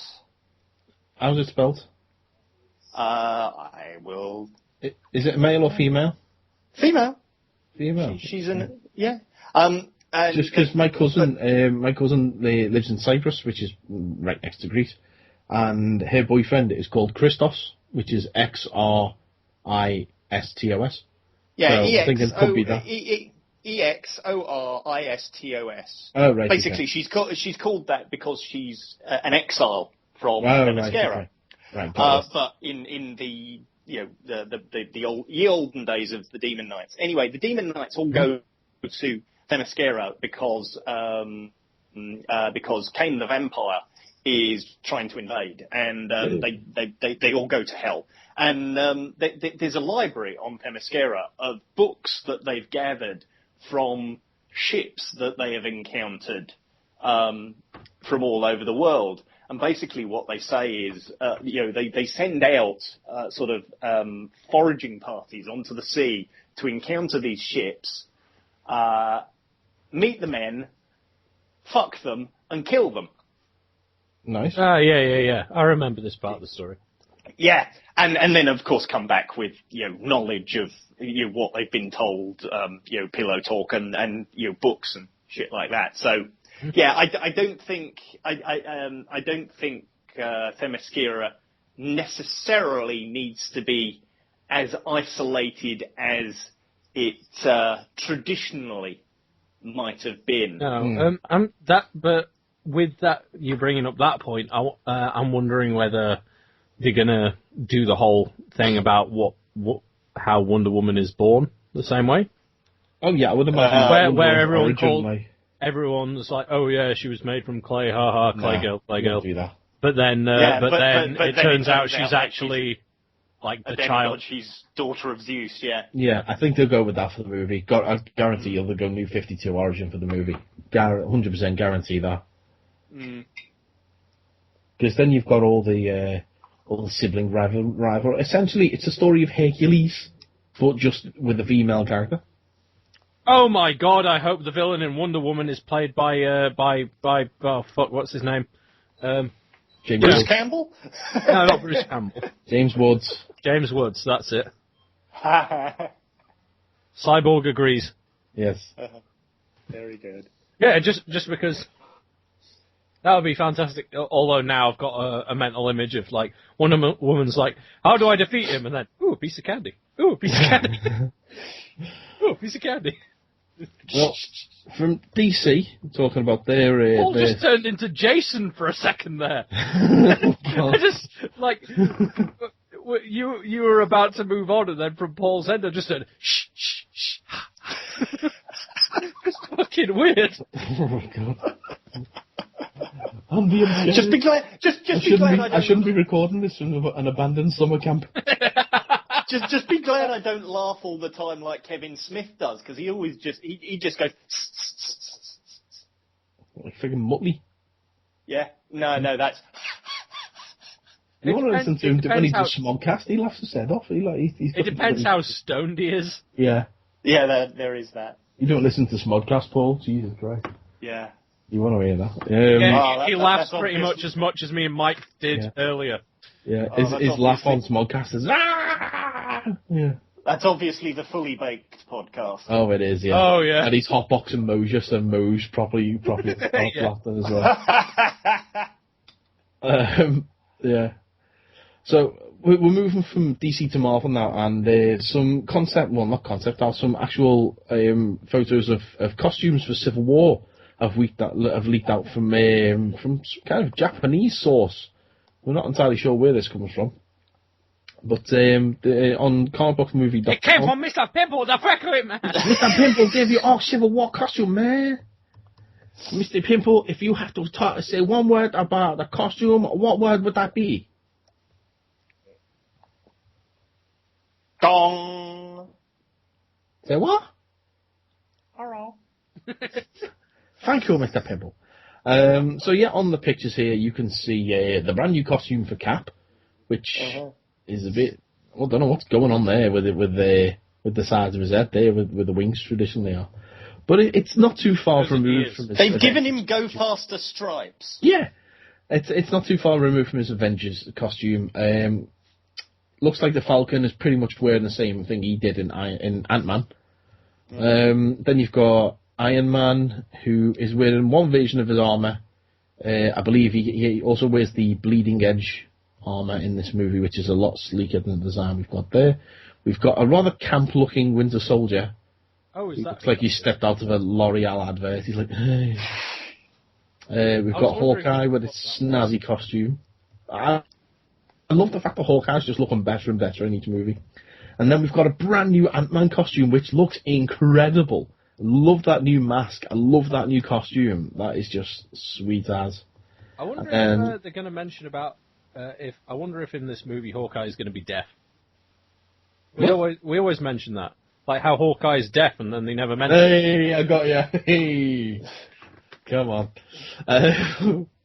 No, Hawkeye was deaf. He's only deaf temporarily in the comics. Oh. When a Sonic arrow exploded in his ears. Well, yeah, well, they should do it again. I think they should make him deaf in the movies, because then you've got like accessibility for differently abled people, and you go and see the movies. You can say, "Hey, he's like me," or "He like me." A bit more like it. They're not going to hear this, don't they? Okay, now.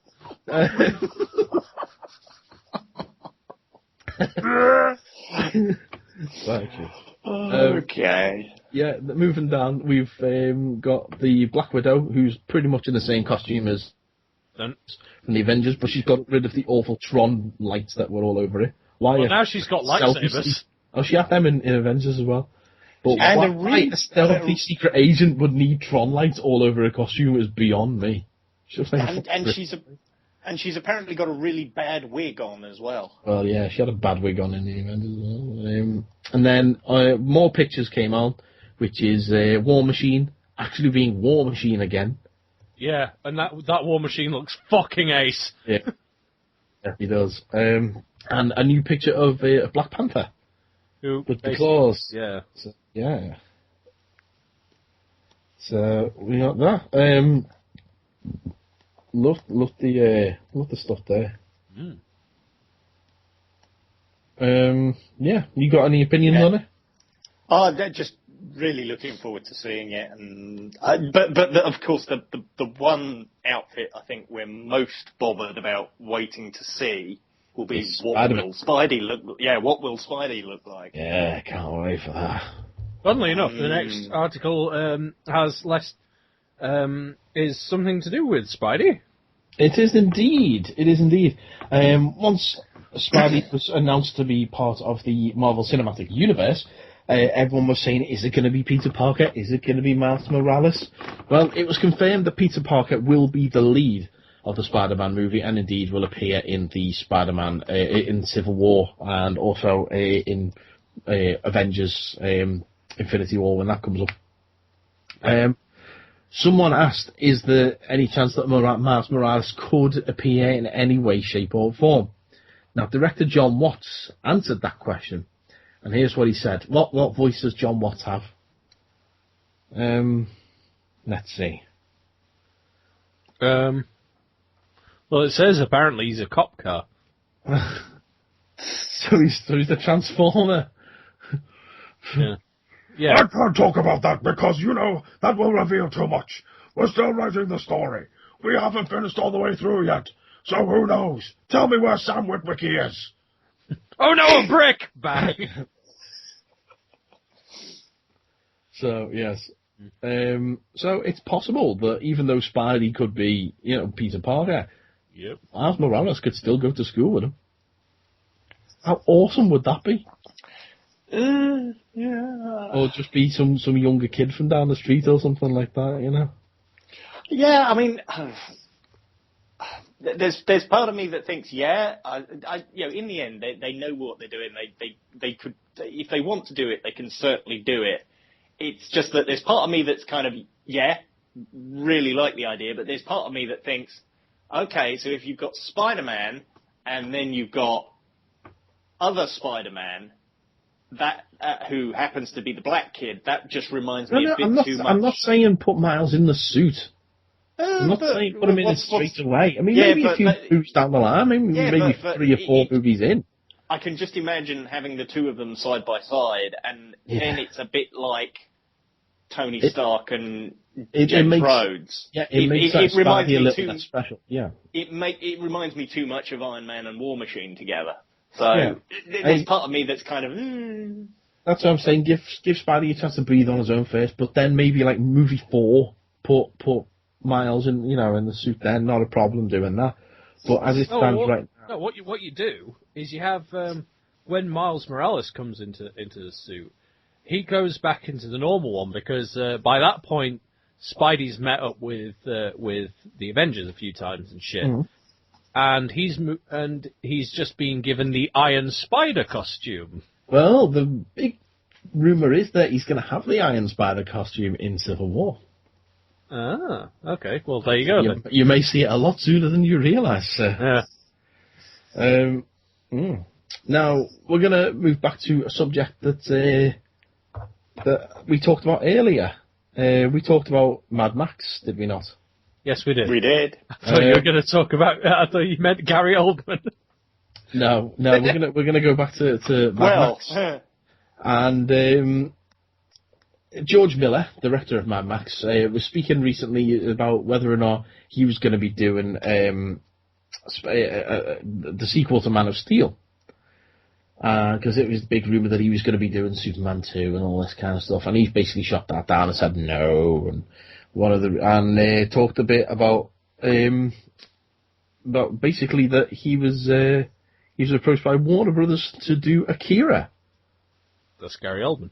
Yeah. Now, Andy's going to do the voice of George Miller.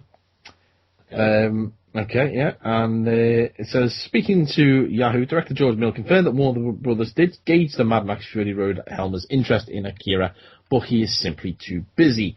What did he say, Andy? I'm trying to think of a voice. He's Australian.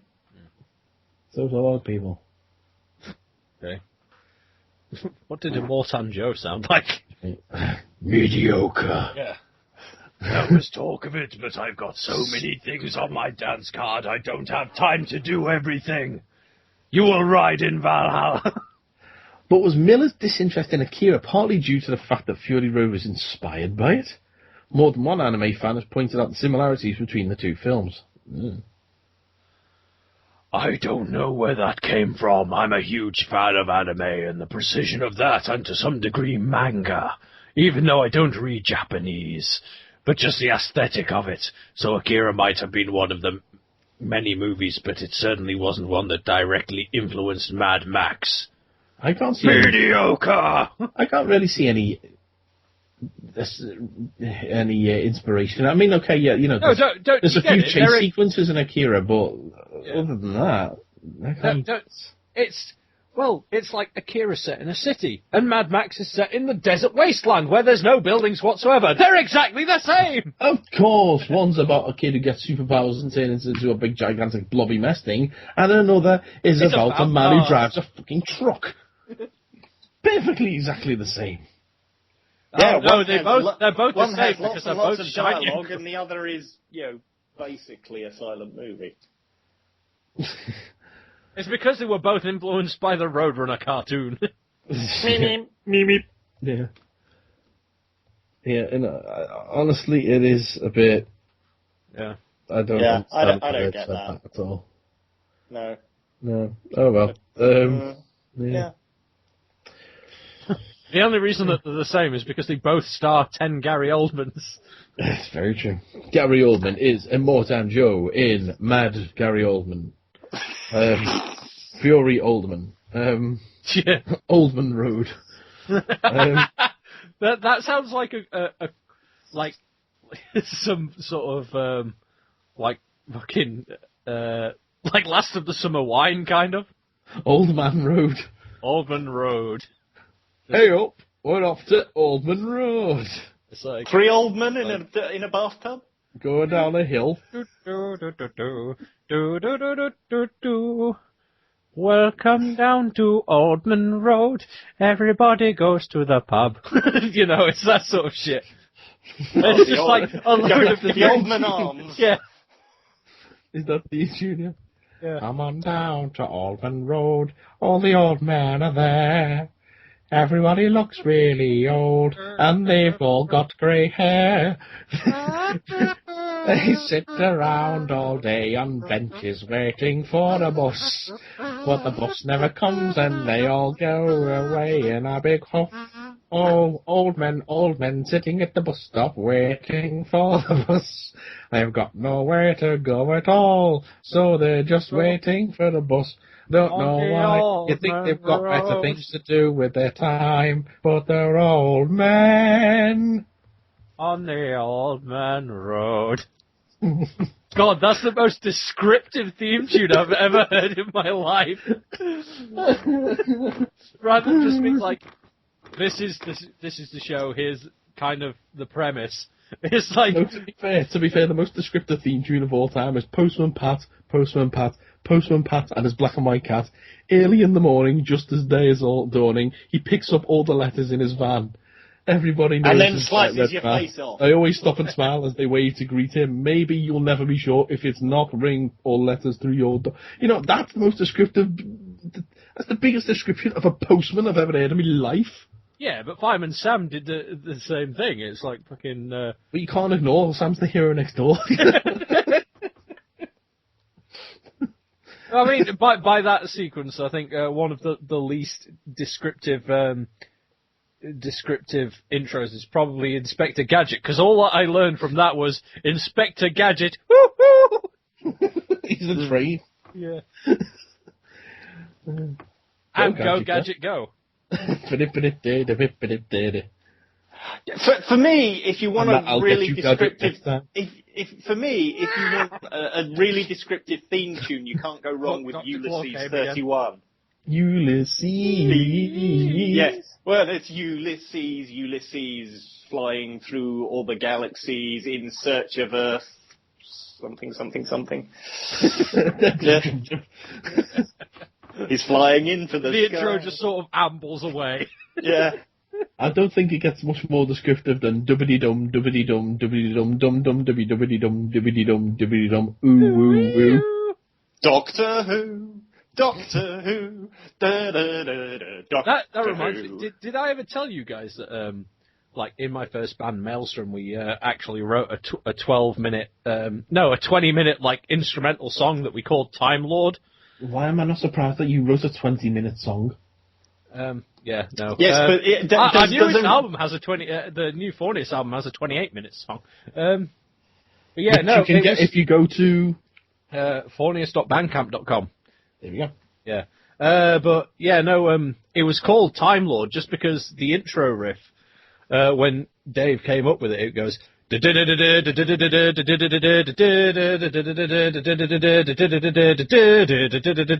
we're like, that kind of sounds like Doctor Who. So Dan put a lead line over it that goes,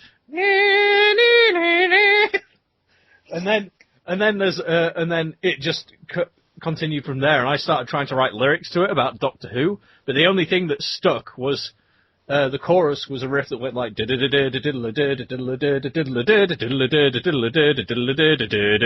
whenever it got to that bit, we'd just go, Time Lord. Those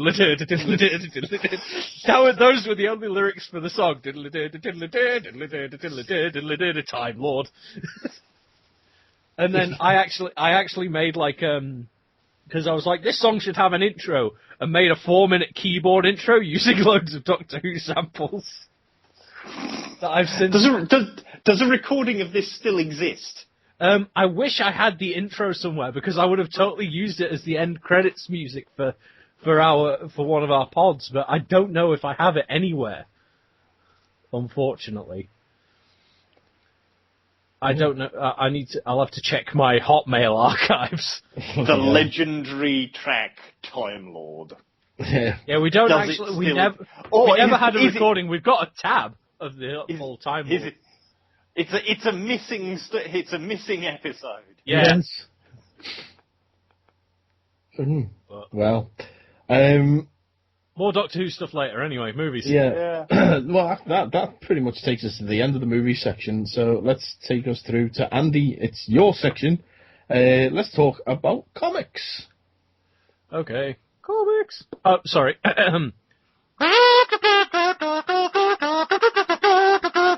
Comics. Yeah. Okay, comics. Yes. Let's see. The first one, I thought, Mike, do you like my title in the document? Yeah. Bit of an odd one, but okay. Yeah. No.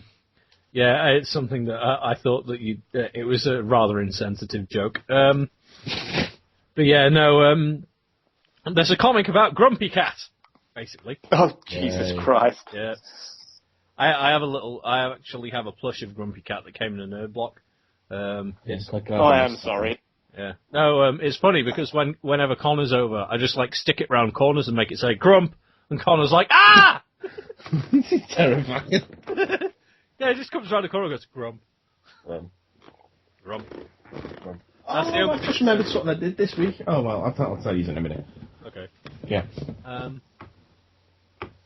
That's fine because I need to tell you guys something because I need to field an idea past you. Right, Grumpy Cat #1 hits shelves soon. Today, actually. Yeah. Ooh. So if you want to go buy a Grumpy Cat comic, you can now. Right now. Yeah. Go. Yeah, do it. That's a We'll good thing. still be here when you get back. That's one of the good things about iPods. You can take us with us, take us with you and listen to Quick, us. listen to this and run to the comic shop while you're listening. I don't care it's the middle of the night. Fuck off and buy a comic. I'm not doing any heist with you, Lester. Go buy the comic. What if I send the carrier pigeon to go and buy it? No fucking pigeons. Do it yourself, you crippled old bastard. Oh, please. I don't care if you've got magic wands or pigeons or beans on toast. You fuck. No one will get that reference. No one will have a clue until, like, I don't know, like... Episode 412 of Gentle Meekly Adventures. No, it's in episode 12, but so far... I was only 400 out. Yeah. It's in episode 12, but the problem is I'm releasing once a week. They're releasing them once a week, and we're only on episode 5, so they've got to wait until, like, the end of December to know what the fuck we're on about. Merry Christmas, everyone! Oh, Shiny got it even worse, because after you left... spoilers. Never mind. He had to... I mean, who? Yeah. I was talking to him and kept referencing this thing, forgetting that he wasn't there when we were talking about that. I forgot it wasn't on a normal podcast. So when I was having a conversation with him, I kept talking about Lester's pigeons, and he's like, "What the fuck are you on about?" I'm like, "Oh yeah, sorry." This all sort of blurs together now. So yeah, go and buy Grumpy Cat. Why? So yeah, go buy Grumpy Cat. Because we'll wait. The special cover drawn by Ken Hazer... Episode's 28 days long. Yeah. You bought it, yeah? Yeah. We'll just sit here and be silent until you bought it. Yeah, issue 2 out tomorrow. Send us an email. We're just waiting. We'll just wait for an email. Tweet us with a photo of you holding up the comic. Yeah, and then we'll give you... Oh, wait, hold on. This is a catch-22, because if we sit here waiting for them to buy the comic, how will they hear the podcast to know to buy the comic? I'm so confused. Quick, tweet it. Please tell me you're going to. Yeah, no, there's a cover by Ken Hazer, which will benefit the charity Saved Whiskers Rescue Organisation. So basically, every time you buy one of the copies of Grumpy Cat #1, or as it's called by its full title, The Misadventures of Grumpy Cat and Pokey. Yeah, apparently. You're supporting this cat charity. So the charity is offering purchase of the special cover and is also giving higher tier options for a signed comic and even a sketched-in comic by Ken Hazer. So you go onto the Save Whiskers Rescue Organisation website and you can buy the special cover there to raise money. So that's kind of cool. Right, have you gone and bought the thing yet? Because if so, good, but now you need to go and buy it from the Whiskers Rescue Organisation website rather than just your comic shop. Yeah, we should have probably told you that in the first place. Do it now! We'll wait. Fuck it. Anyway, next story is, hey, guess what? Frank Miller, the insane bloke who tried to write a story about Batman punching Muslims. There you go, I've just tweeted it. The fella who wanted to write the comic about Batman punching Muslims. That's the one. Yeah. Yeah. He was like, them bussies don't like Batman, so I'm gonna make him punch bussies. Hey, I like bussies. But the Batman doesn't, so he's gonna go and punch some bussies. Batman's not keen on that Muslimic law. My name's He's afraid. Yeah. I live on afraid. Orphan Road. Yeah, they're gonna take his jobs and stuff. They come to our country, fighting our Batman. Yeah. But yeah, no, yeah. Well, to be fair, he must be close to that, because I didn't realise until I saw a post on Facebook by Tony, owner of Superfly Comics and Games, Yellow Springs, Ohio, that the Dark Knight 3, I knew it was coming out, but I didn't realise it was called Dark Knight 3: The Master Race. Yeah. Because Tony was basically like, yeah, sorry DC, I know you're promoting Frank Miller's new comic, but forgive me if I don't want to put up posters saying The Master Race for want of offending anyone. Yeah.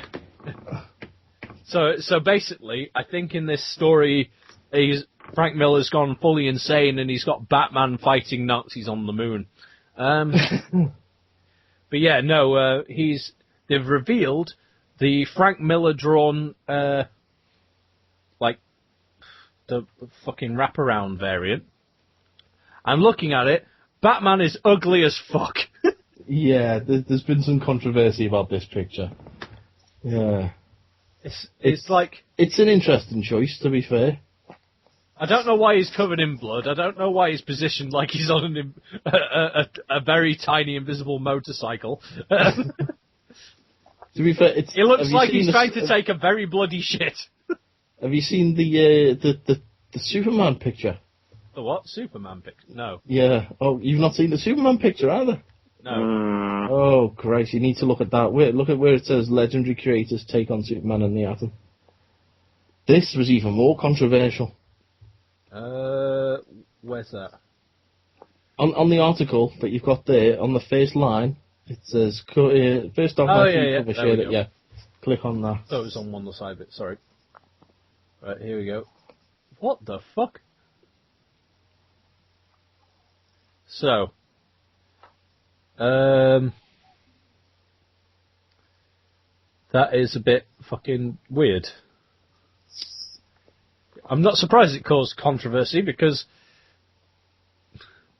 I'm pretty sure I can see Superman's boner. Yeah. That's in there on purpose. Is it? Yes. Why?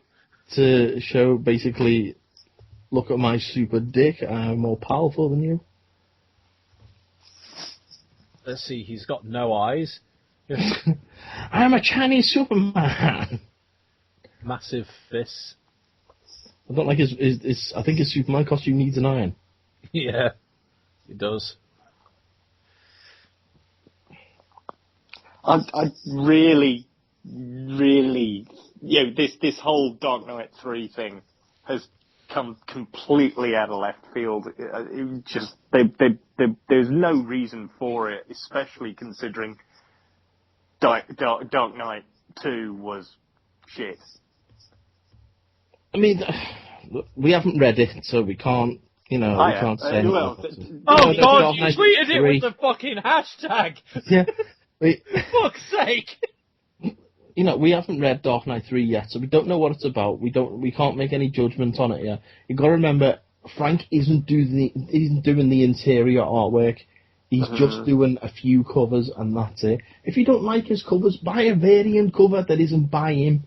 You don't have to look at his artwork if you don't want to. If you don't like the Superman, don't buy this fucking issue, or buy it with no one cares. If you want to read it, read it. It's not going to spoil your enjoyment of the story. Simple as that. It's just the internet getting its fucking knickers in a twist over nothing. Yeah, you know what? If I want to look at Frank Miller's artwork, personally, I think that image of Batman, I quite like that. No. Really? If I want to buy Frank Miller's artwork, I will get the new super duper edition they're going to be doing of the first volume of Sin City next year, because they are doing one of these sort of archive editions, so it's going to be printed the size of the artwork, and you're going to be able to see the glue and what have you. That one of those editions, and that actually sounds rather pretty and quite sexy. So that I've got a lot of respect for Sin City as a piece of artwork and as a piece of storytelling. It's just I'm not sure what he does in Sin City then translates across to Batman, and I think that's more or less what we've seen in Dark Knight 2 and what we're seeing in the artwork he's done here for the covers of Dark Knight 3. Mm. Well, I mean, we just got to wait and see what happens with the actual story. As I say, it's not about the artwork. It's all about the story, as every comic should be. As long as you've got a gripping story, doesn't matter what the artwork looks like. Like, I personally can't stand Mike Allred's artwork. His artwork over the last few years for me has been friggin' awful. But as long as the story has been good, I'll put up with it. I think Mike Allred's art is shit. What's he drawn? He's drawn Fantastic Four for the last few years. Right. He's most well known for doing Madman. That was a creator own project. He's done. Did he do Ant-Man recently? I think he did Ant-Man. He's done a lot of stuff, but yeah, he's done some. His artwork is shocking. Let me see if I can get you an example. Let's see.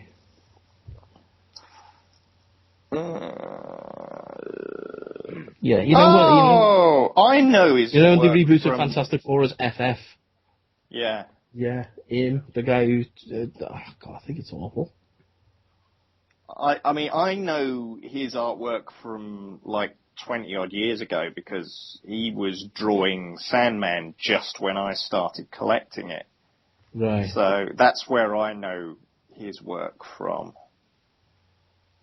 Yeah, I just don't like it at all.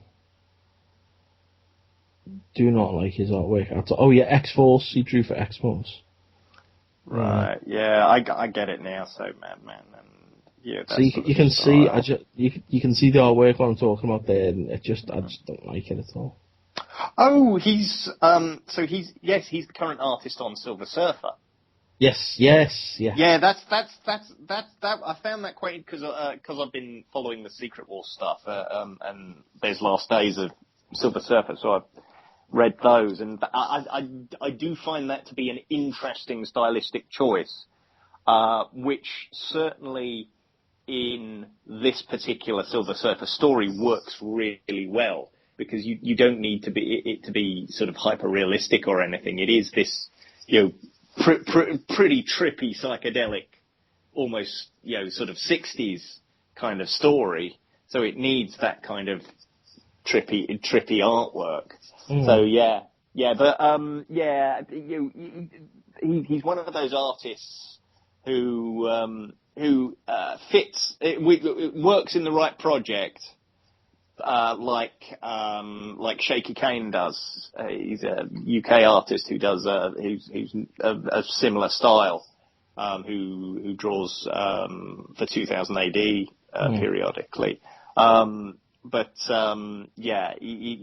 wouldn't give him the Well, you think you wouldn't give him the Avengers, but you say they gave him Fantastic Four. They gave him Ultimate Marvel Team Up. They did the Iron Man 2-parter. They gave him that. I've read that in the last 12 months, and I've completely forgotten it. Yeah, so I'd have to go back to look at that again. Yeah. But then a lot of the Marvel team-ups, the Ultimate team-up stuff, kind of just sort of went in one ear and out the other, as it were. Yeah, so I mean, some of it comes back later down the line, like with Shang-Chi and Iron Fist and stuff. Yeah. But some of it, like the Fantastic Four, is non-canon, and it's a bit. The thing about that Fantastic Four issue, though, is at least I can visualise that. Yeah, because it's mental. It is mental, and it's one of those styles that you wouldn't normally associate with that kind of. But that one. But the Iron Man one, no, I can't visualise that at all. It's not stuck at all. Yeah. So he's one of those artists that will. It's very divisive. Yeah, he nothing wrong with his work in the right project. Currently, Silver Surfer is the right project for him at the moment, but from there, who can say? I suppose. Right. What else you got for us, Andy?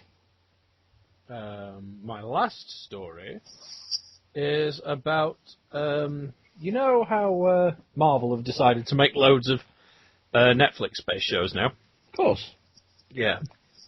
You know how they announced one about Jessica Jones? Yes. Yeah, that obviously they can't call... what was the... Alias. Alias, that was it. I was going to say Fringe for some reason. It's I was in like, the bloody article we're looking at, Andy. Is it? Oh yeah, there it is. God's sakes. I'm looking at the first paragraph. That's it. Oh, yeah. But yeah, no. I was like J.J. Abrams show. Fringe. No. That's one thing. Has J.J. Abrams ever made a TV show with a title more than one word long? Good question. Alias. Lost. Fringe. Alcatraz. I don't know. Alcatraz? Do you know what? That's one for IMDb. Let's have a little look. I'm just looking now. Well, you guys are looking that up. I'm looking now. Go on. J.J. Basically, to go with it, Marvel and Westworld. Netflix have debuted a free Jessica Jones digital comic. Person of interest. Yeah. Felicity, one word. Almost Human. Oh, did he do Almost Human? He's an exec producer. Oh, well, that 6 doesn't. degrees. That doesn't count. Person of interest. Oh. It's just said that. Fair enough. Revolution, one word. Yeah, a lot of his title, a lot of the shows that he's an exec on are one-word titles. But then, Fair enough. He got stuck in the same thing as I did with the last Fornius album available at fornius.bandcamp.com. Because I did the same. Where can you get Sorry, that one? is that the name of the album? Available at fornius.bandcamp.com. No, it isn't. It's. Well, it should be. Yeah. It's called a Dinkra. And Available at Fornius.bandcamp.com. Yeah. Because when we were making it, there was one track that didn't end up being on the album anyway, thanks to, well... Is that the album that's available at Fornius.bandcamp.com? Yes. This track didn't end up being on the album anyway because of various things that I can't really talk about on a recorded medium. So I will tell you guys later. But Dan really wanted to call it Ex Inferis instead of Infra.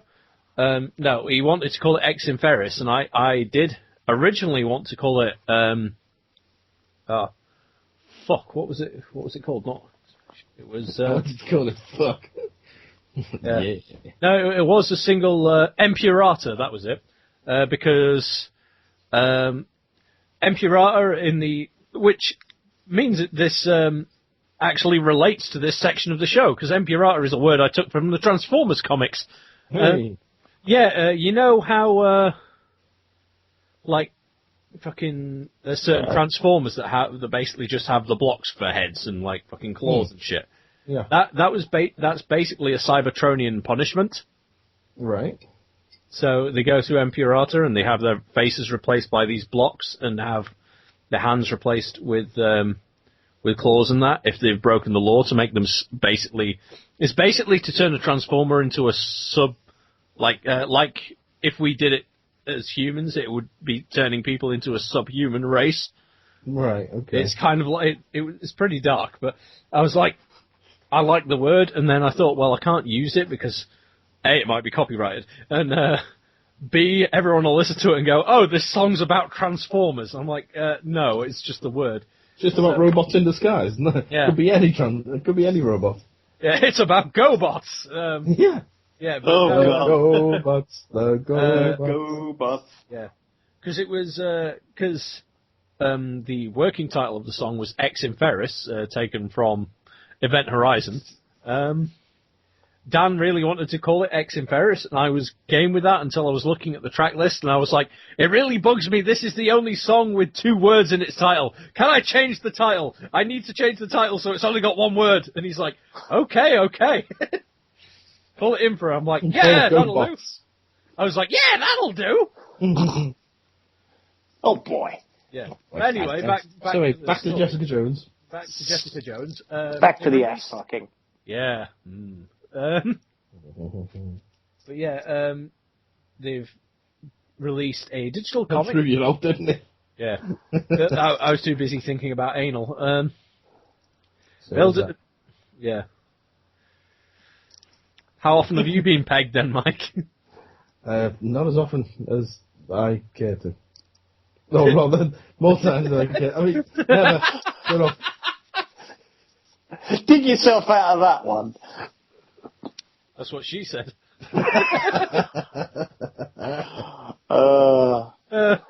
Luke Cage and Jessica Jones, one of the most uncomfortable sex scenes in comic history. Like in For the back more of a reasons than Volkswagen.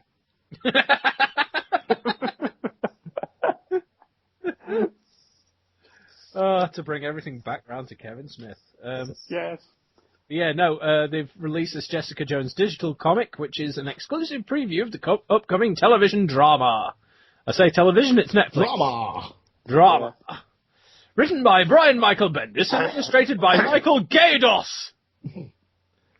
12-page comic features a cover by David Mack. Awesome. I hear he's a Mac daddy. Is he like the G that we had earlier? Yeah. Yeah. The hard G. Hard G. Yeah. Do you know his works? Given we've only got a few weeks now until Jessica Jones debuts, I really must get round to finishing watching Daredevil. I haven't even started it yet. I did box off a couple of episodes last night, and it's still awesome. Just over halfway through. I might box off to a few episodes of Jessica Jones. I mean. Anyways, is that the last of your comics news, Andy? Pretty much. Oh, hey, wait a minute. We got some late breaking news before we move on to anything else. We should have done this earlier, but it's literally as we've been recording this show, this story has come out. Marvel Studios have announced some changes to the roster for Phase 3 of the cinematic universe. They've announced that they are going to go ahead with a sequel to Ant-Man. So Scott Lang is returning alongside Hope Van Dyne on July 6, 2018 in Ant-Man and the Wasp. Cool. So it's the first time that Marvel Studios. You and your magic what? You what? Me and my magical newly appearing kebab have just are excited for this news. It's good, isn't it? Yeah. It's the first time that a Marvel heroine gets their name in the title. It does mean that a couple of films get pushed back. So Black Panther is now moving to February 16, 2018, and Captain Marvel is moving to March 8, 2019. Marvel have also confirmed that there are 3 further films going to be happening May 1, 2020, July 10, 2020, and November 6, 2020. No word yet on what those films are due to be. But basically, what that says is Ant-Man did the business, and they want to go ahead, with a sequel. And why not? Let's see the Wasp properly in action this time. I think. Yeah, definitely. To quote Stan Lee, yeah, that'll do. That will do indeed. Oh boy. I like that. Right. That rounds out everything comic related, presumably. For this section, Paul, take us into Doctor Who. Ooh, diddly-dum, ooh-wee, Doctor Who news.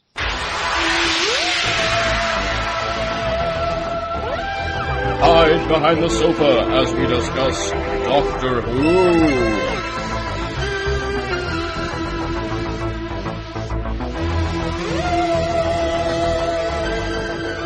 That's the new sound. Okay, so... Yeah, that's the new sounder now. Hey! We are now, at this point, 3 episodes into Series 9, or Season 35 of Doctor Who, the second to feature Peter Capaldi as the 12th Doctor, or 12A, and the 10th or series, 13th. the 10th year of its return to TV. Yeah, 10 Lots of years. numbers. Who'da fucking thought it? Peter Capaldi is the 12th 2005. Doctor, the 14th incarnation on the 14th regeneration, the 12th Doctor. Yeah, let's just not go there because we're going to come back to that shortly, I suspect. Anyway, but so yes, the season kicked off with the two-part Magician's Apprentice and The Witch's Familiar. By now, if you've not watched it, why not?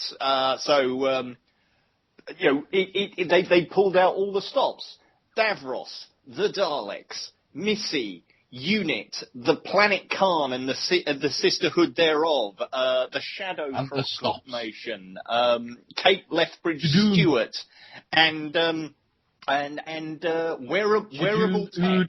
Pufferfish. Yes. Pufferfish. There was loads going on. The Maldivarium. Yes. It's like Maldivarium. I wonder where that name comes from. A snake dude. Yes, who do we know? Oh yeah, Snake Dude. Yeah. Snake Dude. Figure. Colony figure. staff. Yeah, the brand new action figure created solely for that episode. But yes, and as I mentioned, wearable tech. We now have the Sonic sunglasses. If they don't make a remote control Colony Staff, they are missing out. Or a full fucking Colony Staff, you know. But what really sort of stuck out for you in the first couple of episodes, guys? Well, when I was watching it, I know my sister had seen it before I had, because the first episode was actually out while I was playing at Warhorns Festival, so I didn't get to see it the night it came out. So she'd seen it the night before I was staying over, because I'd had Connor during the day on Sunday. So after I dropped him off, I thought, well, I'll stay over, we'll watch Doctor Who. So I'm sat there sort of like watching it a little bit and occasionally looking down at what I was eating and stuff. And I didn't notice, but my sister was watching me rather than the telly. And that's because I'm sat there eating, and then the doctor goes, "Oh, what's your name, child?" And then he goes, the child's like, "My name is Davros," and then I just sort of went, at the TV, and my sister just burst out laughing. Yeah, well, I was watching it in a group. I was watching it in a group, and I managed to work out that it was Baby Davros. Who were you watching it with? Sort of 2-3 minutes before. No, I was round at Shane and Rosie's. So you were literally round the corner from my house and you didn't bother actually saying, "Why don't you come?" Shame on you. Well, not my party, so you know. Well, you could have said to them, "By the way, Mike only lives round the corner." I didn't know whether you what. Yeah, I didn't know what you were working or what. So yeah, but there you go. Well, I don't work weekend, you know that. Yeah, I just by putting together some rumours and stuff very, very quickly in my head, I worked out it was Skaro, very much in the style of as we saw at the beginning of Genesis of the Daleks, a biplane with laser guns. It says the Skaro War straight off. So I worked out it was Baby Davros a good 2-3 minutes before the rest of the room. So instead of watching the scene, I was watching everybody else, and then it was like, "What's your name?" "Davros," and the entire room goes, "What the fuck?"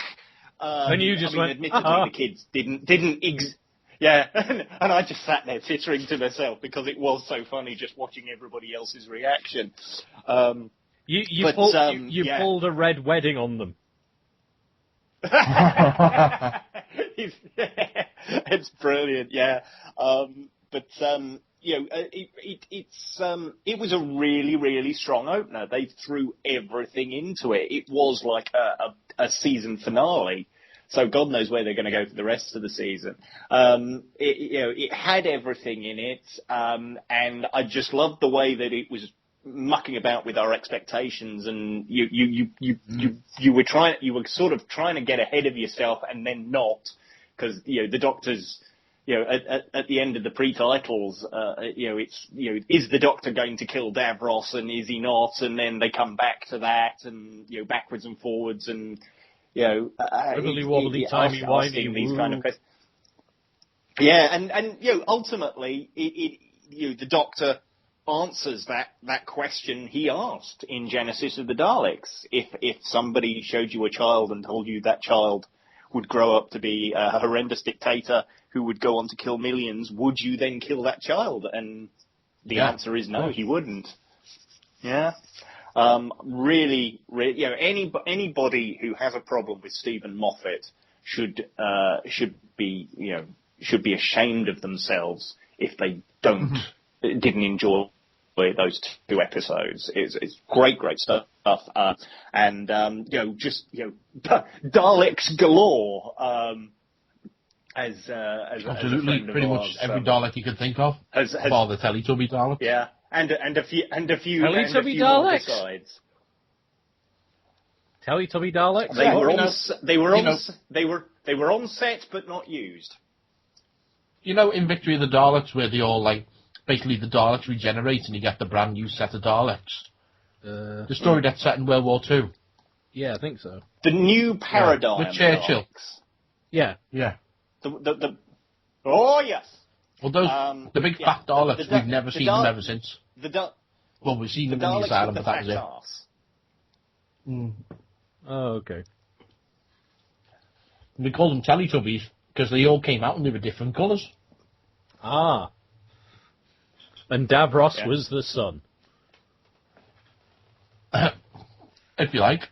Sort of. And they all like to make toast. Yes, I would like tubby custard. Tubby custard. Oh, God. I just remember that show just because of Tubby toast. Tubby toast. And like to fill the running time, they'd play everything twice. Yes. Yeah. Jesus Christ. Again. Worth mentioning that despite what you may have read in forums and in the media, overnight ratings just don't really apply these days to Doctor Who because the +7 rating, so the ratings 7 days on from airing, including iPlayer, recordings, repeats, etc., etc. The first episode went from just under 4 million to just over 6.5. So I mean, is that a good thing? Doctor Who is no longer appointment telly. Fits with the whole timey-wimey thing. Because don't forget... Sorry, Mike? I said, I don't think it matters for Doctor Who, because as much as, it is appointment TV for some of us, everyone, a lot of its core audience are very internet savvy, and they'll just watch it whenever they're ready on the iPlayer and what have you. And don't forget, again, it's not really a show just for us. It's a worldwide show now. So just because we're not watching it when it goes out for first airings, the Americans could be. Yeah. The other disadvantage we've also got is a lot. The other disadvantage I think we've got is that a lot of the core audience are families with young kids who aren't going to be staying up that late because it's got to be on after fucking Strictly Come Dancing. Fucking Strictly. I'd like to know what the overnights are for the Sunday repeat. The 2-part, they've been doing the repeats in the afternoon on the Sunday. Yeah. Well, they just did a repeat of the first episode, the first week. No, they didn't. Yes, they did. I'm sure they. No, it was a 2-parter on the. No, it was an unexpected 2-parter. Yeah. 27th of September on the Sunday. This wasn't previously expected. They repeated it as a 90-minute movie. Because I'm sure, I think it was on about 3 o'clock in the afternoon, because I remember the Doctor Who Twitter account said we're going to do a tweet along at 3 o'clock with the repeat on BBC One. I'm sure there was an afternoon That'll repeat. be on. And then That'll be after the Witch is Familiar for the 2-part. No, because I remember they did it again the week after when the 2-parter was played. I'm certain because they just did it this weekend, just gone. They did a repeat of Under the Lake on the Sunday. So they must be doing afternoon repeats every week with a 2-parter every other week. An omnibus rather every other week. Easy enough to check.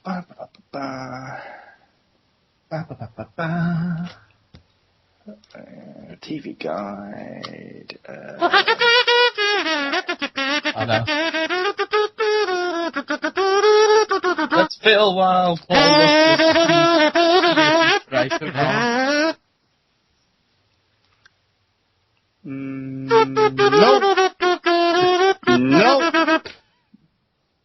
Nope, it's not on this weekend.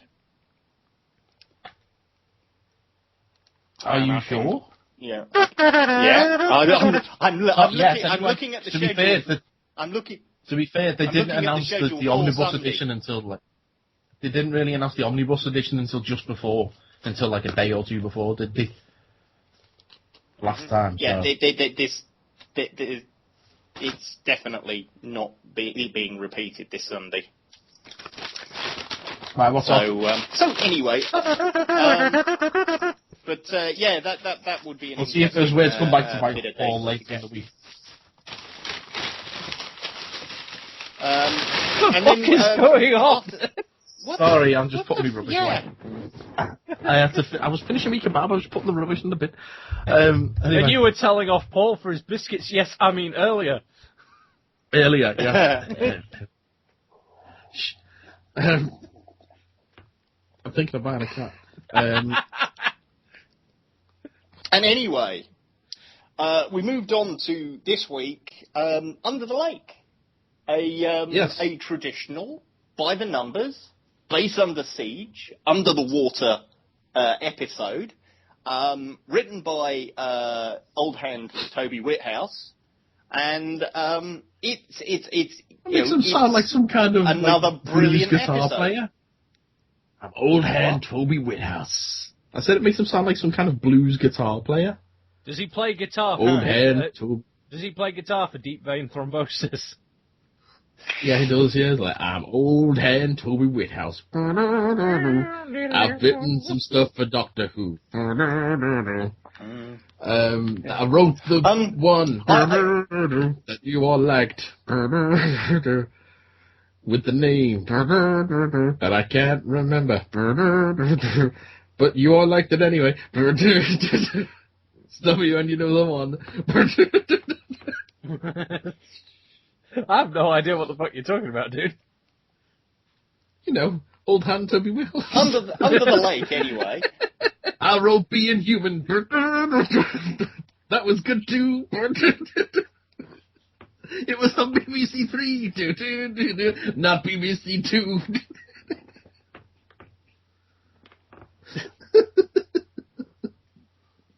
Carry on. So what were your thoughts on Under the Lake? My first thought was, is every single story this season a 2-parter or what? They are all paired up. Some may or may not be traditional 2-parters. Okay. Yeah, because it got to the end, it was like, to be continued, I'm like, fucking again! Yeah. Well, you don't like 2-parters? Well, this is why I like watching things a season at a time, because I'm just too impatient to wait for what's happening. Fire the spoiler cannon! Yeah, no, that's all the same reason why when I was catching up with Game of Thrones, as soon as the Red Wedding happened, I ended up watching the show for 4 more hours until Joffrey died. Just for my satisfaction. Spoilers? Yeah. It's okay, I'll preemptively fire a spoiler cannon. Eliza Dushku! Fire the Eliza Dush cannon. But yeah, no, it was kind of cool. I did guess right though that the bad guys in this story would end up being the ones that Corey Taylor from Slipknot did screams for. No, they're in the next episode. Yeah, that's what I mean. It's in part 2, yeah. Yeah, so it's in the story. Because I guess that I guess that in this first episode, but then they never spoke, so I was like, oh, okay. I was like, they must be in this story. What I didn't expect from this one is, first of all, we knew Paul Cole was going to be in Doctor Who, but he's completely unrecognisable. And secondly, yeah, I didn't even realise it was him until I've seen photos of the character from next week. And he's wait, who's that? He's also Paul Kay. Paul Kay. You know, Dennis Pennis. Dennis Pennis. In fact, wasn't he in Game of Thrones as well? Yes. Yeah, he's one of the Night's Watch who rebelled and like went a bit mental and stuff. Oh yeah, that guy. Yeah. But he's also playing the same alien race as David Williams did. Yes, yeah, I noticed that. That's awesome. It's one of those mole people, just dressed in a sort of Victorian outfit, bizarrely. Yeah. But great cast overall. And Thoros of Myr, that's who he is. He's who? Thoros of Myr, the guy in Game of Thrones who, spoilers again, keeps bringing Beric Dondarrion back from the dead. Bang. If you don't remember Game of Thrones characters' names, then that'll mean nothing to you. But it's like the unboxing video that Mike did, where he was like, "I don't know the house names," and I'm yelling at the thing while editing, going, "That's this house!" All right. That fella. Speaking of unboxing videos, I still need to send you the new one, don't I? You do. I did not realise that was him being. I should really do some videos because I've got various books here that would be much better if I did them as videos rather than talking about them here. Do it. Like you got that the Thunderbirds one. Yeah, man, you should show us that one. Yes, that'd be awesome. Thunderbirds, the Doctor Who new stuff, and well, there's one that I I received today, which I will talk about later in the TV section. In the words of the immortal bloody Shia LaBeouf, just do it! Do it! Anyway. We're in the middle of that two-parter, which we're also enjoying. Before the Flood, the second part, due to air this coming Saturday. So, as expected, we're enjoying our new series of Doctor Who. News outside of the main series. In the last couple of days, Lego have finally given us the full skinny on what the Doctor Who Lego set is going to look like and consist of.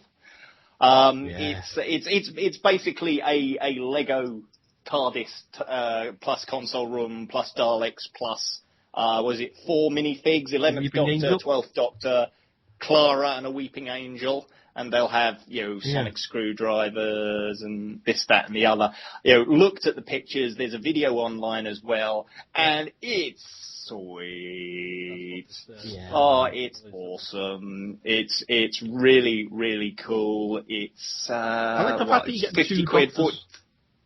Yeah, that is pretty cool. Yeah, and the 11th Doctor has a Lego Fez.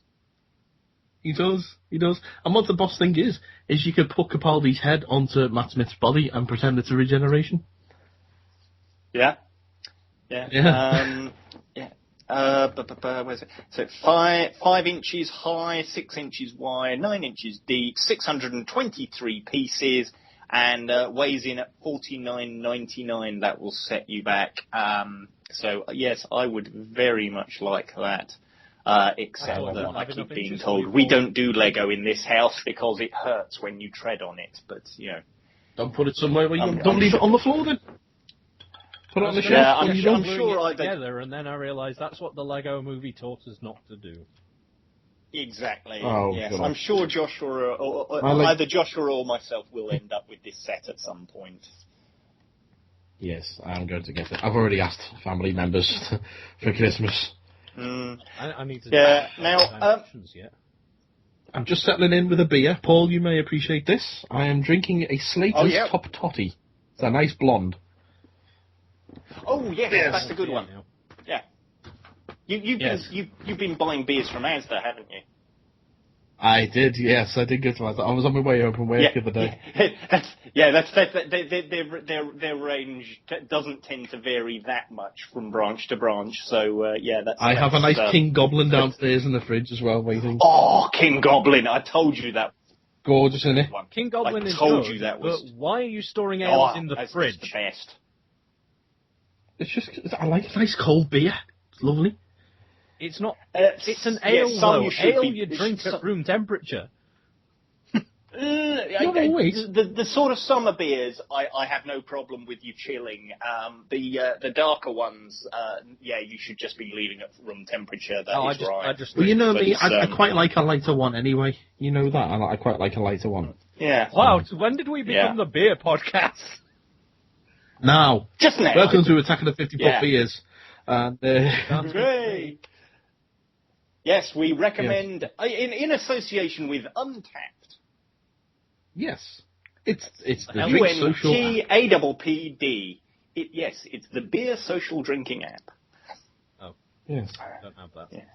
And as with all drinking adverts, please drink responsibly. Yes.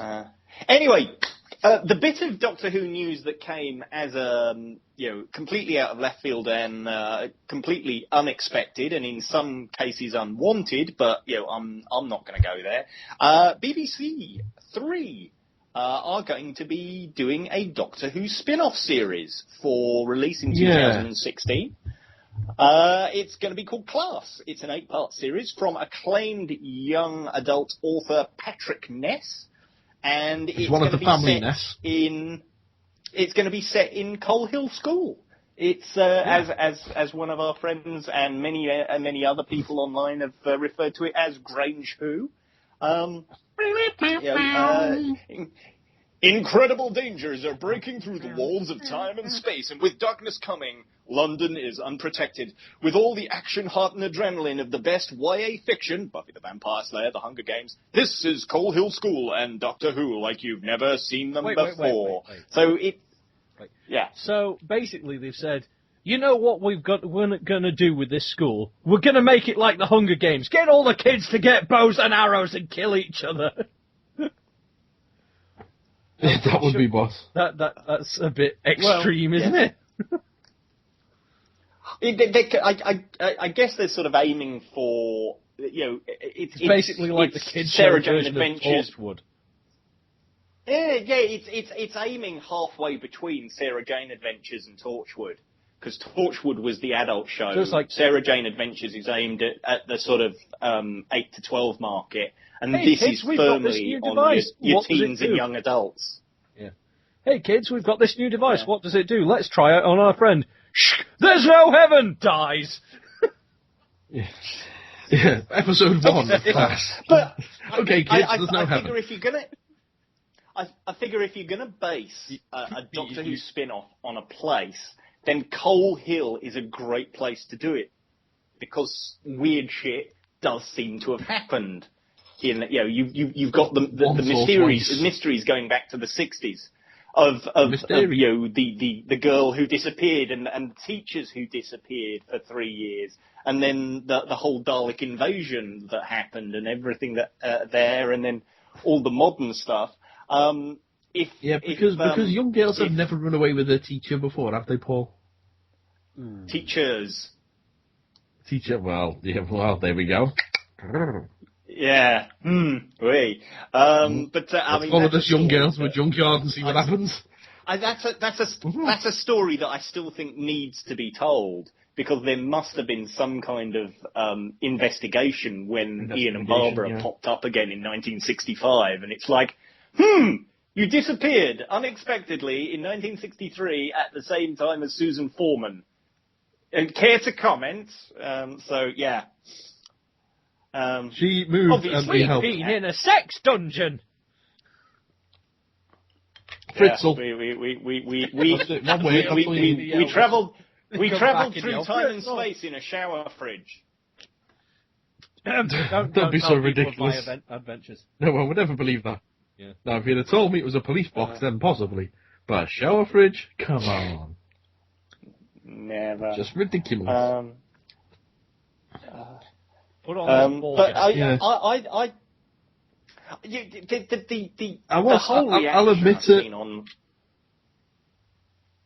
I was going to say, that it was regards to reaction, I'll admit, I was a bit, when I heard, because they've been hyping it up on the Twitter and Facebook all day saying, big announcement for Doctor Who coming later. Ooh, keep an eye out. It is a oh big my God, announcement. it's coming, We're it's getting- coming. I know, but, and then they were like, oh, we can't bring it to you, it's going to be coming a little bit later than planned, but it's coming at like 11:45 at night.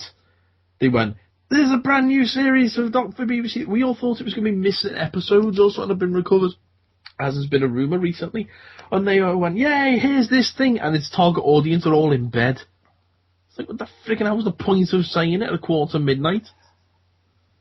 But because they were, as you pointed out earlier, it's a global market they're aiming for, and they wanted to catch the American news cycle at its peak. Yeah, but we live in England. They should be aiming for the English news cycle at its peak. Yeah, but and for our news cycle, they were sorted for first thing in the morning. So it was basically it was basically there for breakfast news and Radio 5 Live and someone at Roselock and went, all shit, of that, these numbers was in bed. We'll have to wait until the morning to get a reaction off them on breakfast.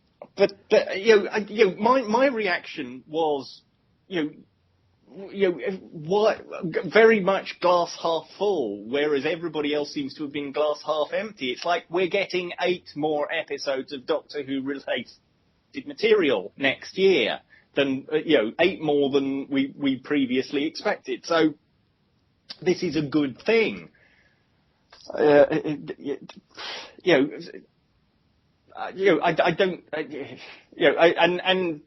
ultimately, it's only a very, very tiny fraction of the viewing public who would have thought, "Ooh, announcement, missing episodes." It's only us lot who are the rabid fans who even know about missing episodes. So it's a tiny fraction of that target audience that have been disappointed, and as I find myself saying over and over again, for fuck's sake, get over yourselves. True. As I say, I'm not bothered. I like the, don't get me wrong, I like the announcement. I just think the way they went about hyping it was a bit wrong. You know what I mean? They could have, instead of just saying, "Oh," they could have been, "Guys, we've got something to tell you. We'll tell you later." That, and just left it at that instead of every 5 minutes. "Oh, watch out, it's coming, rah!" You know what I mean? Well, maybe they were tweeting about it while being simultaneously chased by a boulder. You don't know. It's like we've got an announcement. Oh my God, it's coming! Either that, or one of them, or the guy in control of the Twitter was having very adventurous sex at the time. Ooh, it's missing episodes. I'm behind the sofa.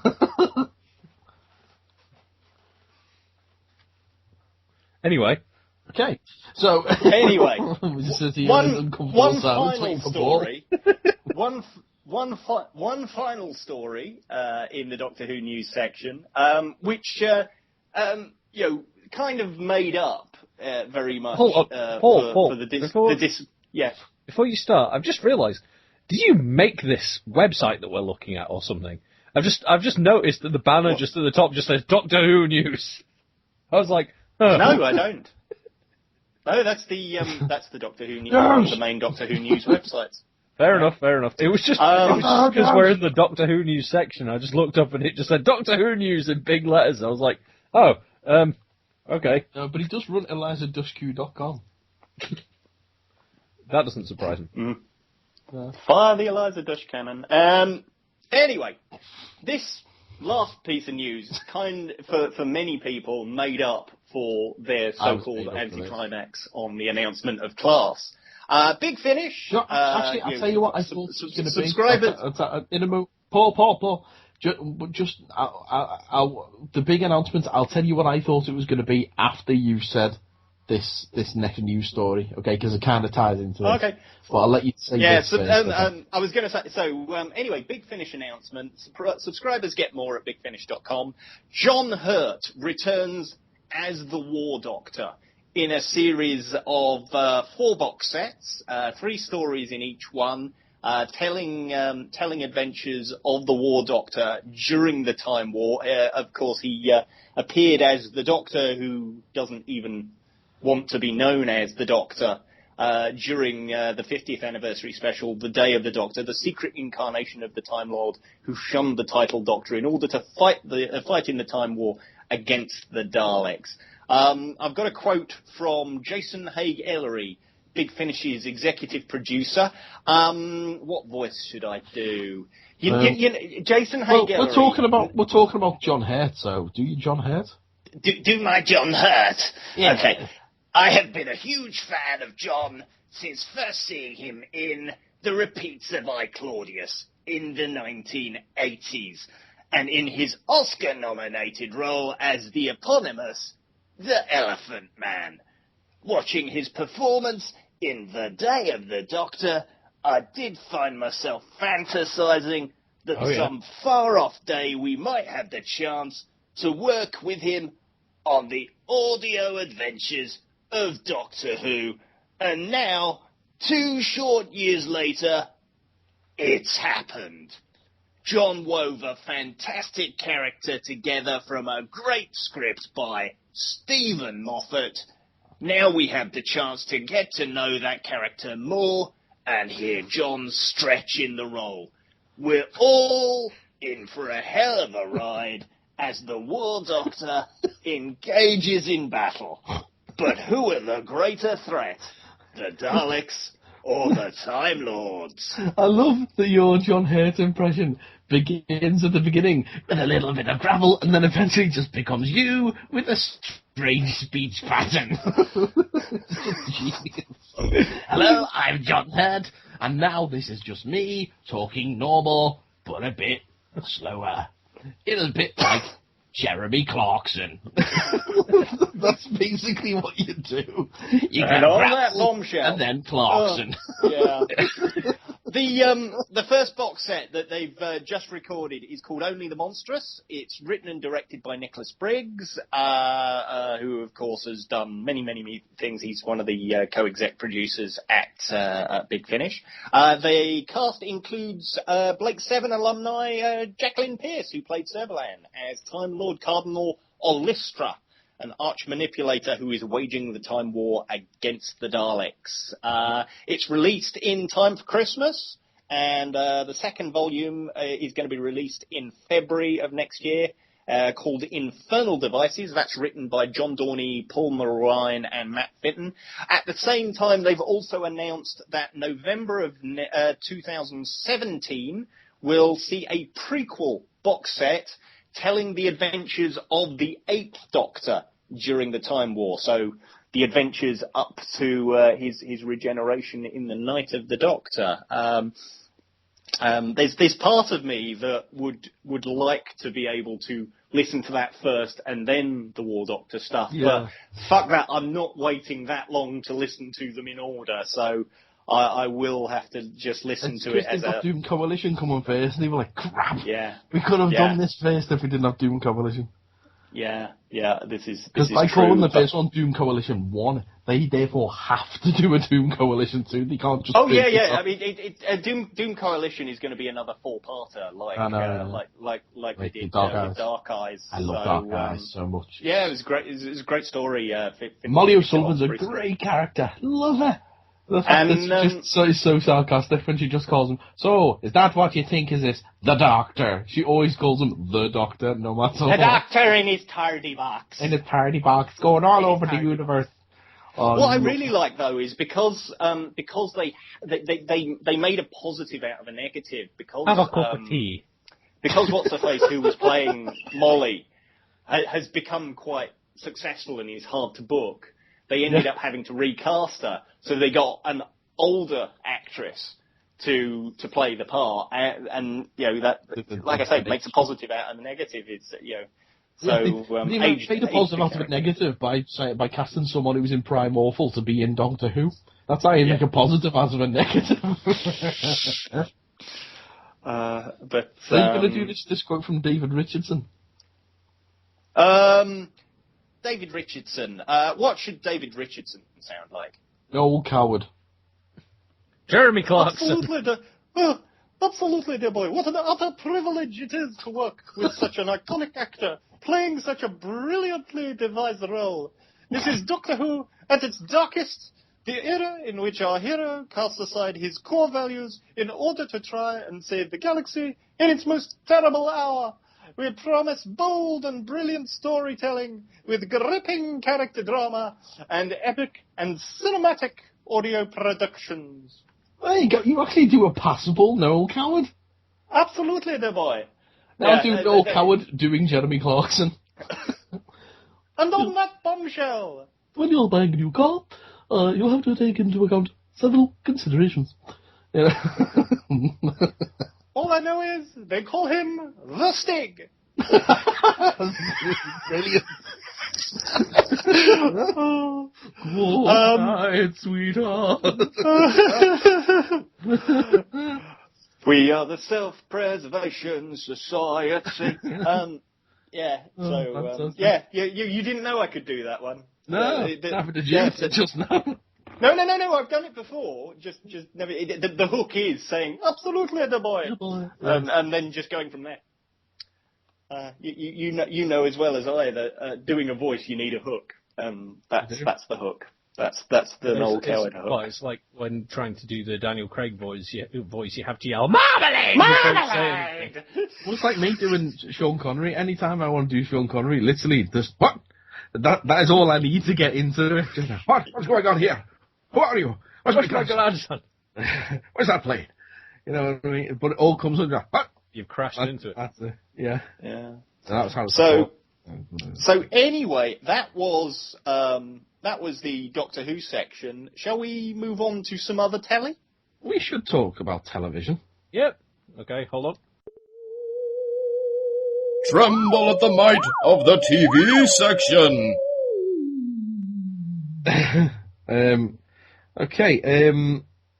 Yeah, so first bit of TV news that we've got is a series that is dears my heart, dear boy.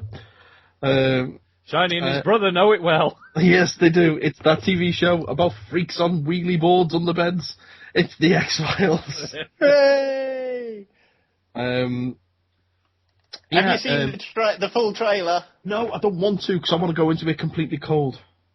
Oh, mate, it's a good trailer though. I'll be honest. That trailer. No. I'm not giving away sort of spoilers or anything, but they look. Well, David Duchovny does look a lot older because let's face it, he is. But there's this one shot, and it's the first shot in the trailer where I think it's the first time that Scully sees him, and he's in the suit, and it's like, yes. That's it. They're back, and it's awesome. It's a great trailer, and The trailer is in this article, and I'm really confused now because I remember talking to you at some point when, like, I don't remember now. It was earlier, and earlier tonight. Yes, honestly. Prior to recording this episode. Yeah. Yes. Yeah, that'll do. Yeah! Thanks, Dad. Yeah. But Dad. Stan. Oh. I thought you were like, thanks, Dad. Like, what? This is my boy, Mike. That explains why Mike's just like, fuck it, that'll do. Yeah. He's like a more depressed Stanley. Yes. It's alright, I suppose. Yeah. Yeah, that's why Stanley's like, yeah, that'll do. You're just like, no, it's alright. So anyway, what was it you were saying to me previously? How on the Previously on Attack of the 50-Foot Nerds. I found that poster of them, and Scully had blonde hair, and I was like, "Oh, she's not a hot redhead anymore." And you were like, was like, "Well, technically, she wasn't a redhead in the first place." I'm like, "I don't care." And then, but then looking at this trailer, she's got ginger hair again. Yeah. I'm really confused. It may just be the lighting when the poster was taken. Don't worry. Yeah, I wouldn't worry about it. Well, yeah. Either way, the actual article. The series is coming back, the mini-series, and the first episode was shown in Cannes at a TV trade fair on Nipcom, yeah? on Tuesday, and according to the Hollywood Reporter, the crowd broke into frequent rounds of applause and cheered as the final credits rolled. That's just for episode 1. A standing ovation, everybody. For episode 1. Imagine what it's going to be like by the end of the series. Yeah.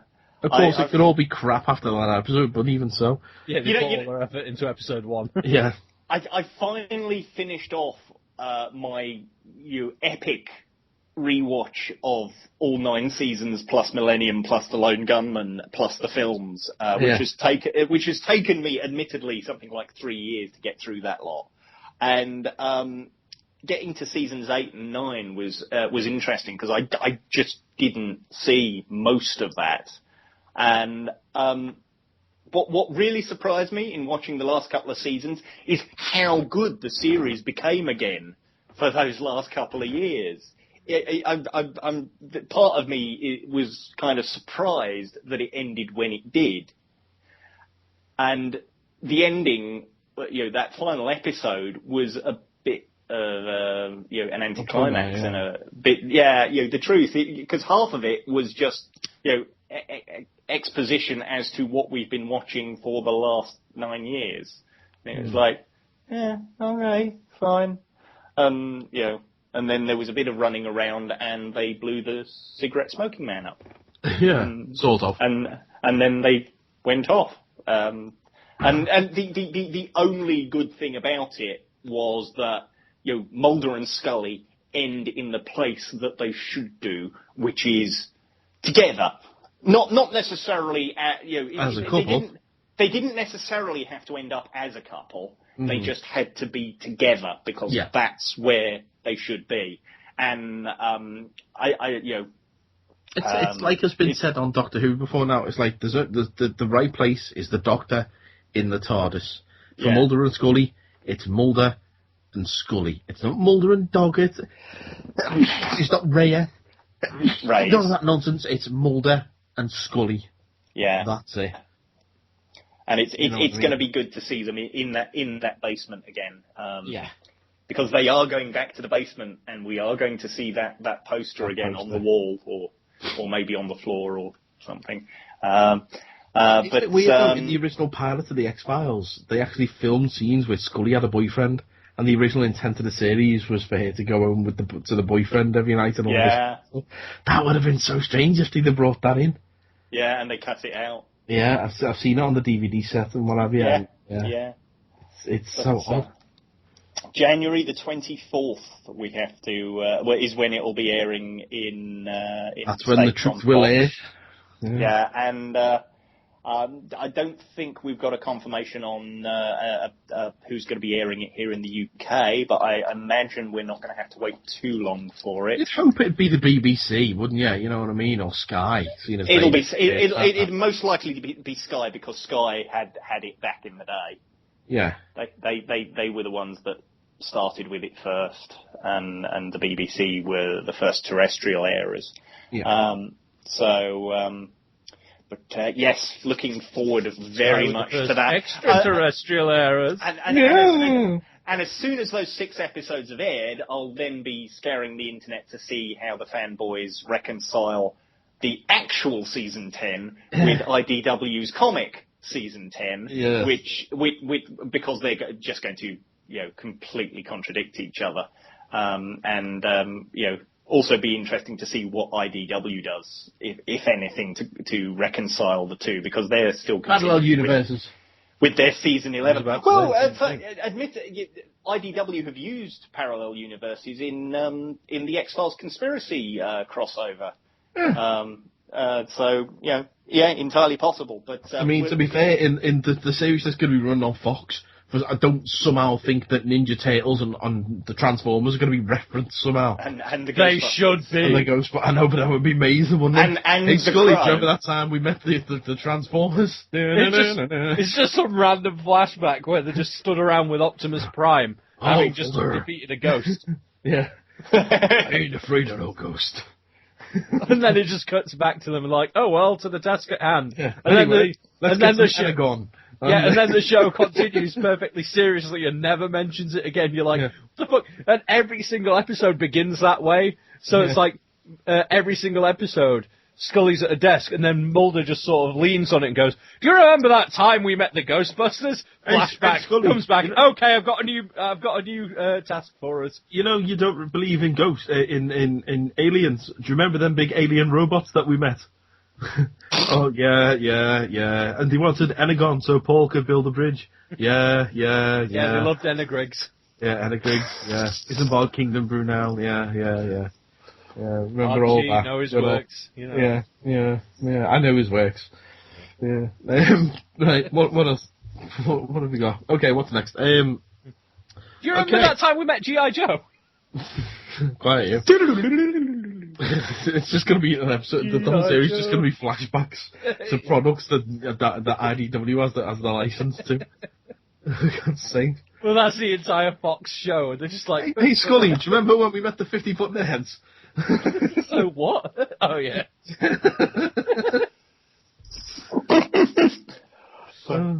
Yeah, moving on. Three fellas who were trying to pay over me. Yeah, they were, weren't they? When that one like, why don't you have ginger hair? Yeah. Right, okay. Speaking of retaining cartoon shows, TV shows. Well, we're moving to cartoons this time. Yes. It looks like we're going to be getting a new Justice League animated series. Yeah. Called Justice League Action. Really? Yeah, this is a photo that leaked out from the hallways of Cartoon Network Canada, which shows a number of posters on a wall for shows that are either upcoming or currently airing, including the new Tom and Jerry show. Hang on, if it's Cartoon Network Canada, surely it's then going to be JLA? JLA, yeah. This is the. I'll be honest, I'm more concerned about the show Mike Tyson Mysteries. Seriously, I think someone should need to go and have a look at why someone's stolen all of these pigeons, because that is indubitably such a serious crime. Yeah. I'm going to punch them in the face. I got a big tattoo all over my face, and seriously, at the time, I thought it was an excellent idea, but I have since reconsidered. And I raped someone. That's a bit dark there, Mike. Well, that's the first mystery in my series, is we have to figure out whether or not I'm actually guilty or innocent of the crime that have been laid against me. But what did the pigeons say? You would need to ask Lester about that. Lester has taken control of all of my pigeons while I'm out. You want some beans on toast? Anyway. I'll teach you some magic tricks. Let's do a heist! Don't want to do a fucking heist, Lester. Fuck off!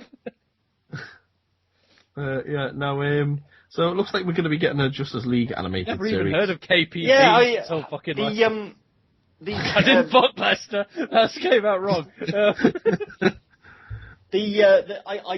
I really did and do enjoy the Timverse Justice League cartoons. I'm still working my way through Justice League Unlimited on Netflix with Joshua, and there's some great stuff there. So if they can do what Marvel have done with Avengers Assemble and Ultimate Spider-Man and that with Justice League, then they're pretty much guaranteed two viewers in my house at least. Oh, in that case, then it'll run for 28 seasons, 2 viewers. Yay! Now, from the look of the poster, it looks like there's a massive roster of characters, and I would hope that what they do is kind of in a way, what Batman Brave and the Bold did, where they had lots of B-list characters and everything like that, and kind of like what Justice League Unlimited did. They brought in a revolving list of characters. I would like that the show has a revolving roster on the Justice League, and we get to see characters that we've never really seen before. Have more spotlight. There's like Stargirl and Vigilante. And the Question, and give me a Booster Gold animated series. That's all I want in life. That's where I'm up to at the moment in All Star Western. Booster Gold. Jonah Hex and Booster Gold. Yeah, Booster Gold's one of my favourite characters ever. Yeah. Booster Gold done right when he turns is to great. All Star Western. Yeah. Yeah. Right, let's move on. I have a spoon. Told you. I'm joking, I don't have a spoon. There's 2 spoons. I have 2 spoons. I have 2 spoons. 2 spoon, not 1, 2. 2 spoon. Oh, yeah, Mr. Pimples, the factory man, had 2 spoon. Mr. Pimple, steal your spoon. I take your spoon from Mr. Pimple. Where the fuck's my bottle opener gone? Mr. Pimple stole your bottle opener. Apparently so. Fuck. Ooh. Mr. Pimples, he steal your bottle opener. He steal your spoon as well. Speaking of in the really racist accent, I saw I was watching a YouTube video the other day where they were talking about Takeshi's Castle and Banzai. Right. And in the video they were talking about Banzai being imported from Japan. And I was like, I'm pretty sure... But I left a comment saying like, I'm pretty sure Banzai was a parody show and they actually made it here, blah, blah, blah. Stuff like that. And then underneath, put in giant capital letters... Parody or import? Import or parody? Place bets now! Betting ends! Gong! No one's commented that on it yet. I was rather upset. Mr. Shake Hands Man 2! I love that.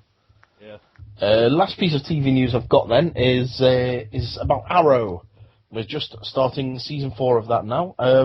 That starts here in the UK next week. Yeah, we've just got a photo released by the CW of Thea Queen, actress Willa Holland, in her costume as the Red Arrow. Or is she known as Speedy? We're not too sure. Yeah. Well, that was the implication at the end of last season, wasn't it? Because, Roy's not the Red Arrow anymore. Well, he was never Red Arrow, he was Arsenal. That's very true. He was using the name Arsenal. Until you realise they always lose. Has he ever been called Red Arrow? Red Arrow. Has he ever been called Red Arrow in the comics? I know he was referred to as. I know he was referred to as Red Arrow in the Young Justice cartoon. He was referred but I've only ever known him as Speedy or Arsenal. I saw all that shit where it's like, everyone calls him Speedy because of his drugs. Nah. No, he's been called Speedy before the drugs. Yeah, I know. Yes, quite. I love that cover. Oh, my young ward has turned to drugs. No, my young ward is a junkie. Oh yeah, that's the one. Yeah. They actually. He's all like, it's like when Speedy's like cooking up on a spoon or something. I can't remember what it is. It's like, what the hell, man? Well, it's one of the greatest comic covers of all time. Yeah, it is. It's up there with Frank Miller's mental Superman. And, in fact, it's on the Wikipedia page. And the Tony Stark one where he's just looking haggard, staring into a mirror like even in a bottle. Yeah. Yeah, that's a great cover as well. Yeah, I'm looking at that cover now because it's on the Wikipedia page, and you've got Hal Jordan being a dick by standing there going, "You always have all the answers, Green Arrow. Well, what's your answer?" Hard traveling hero.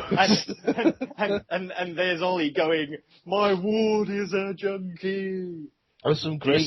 Speedy's just horrendous problems. Drugs. There's some great comic covers out there. Like, I'd say probably the most iconic comic covers. That's got to be one of them. I've got to say probably Amazing Fantasy... not Amazing Fantasy.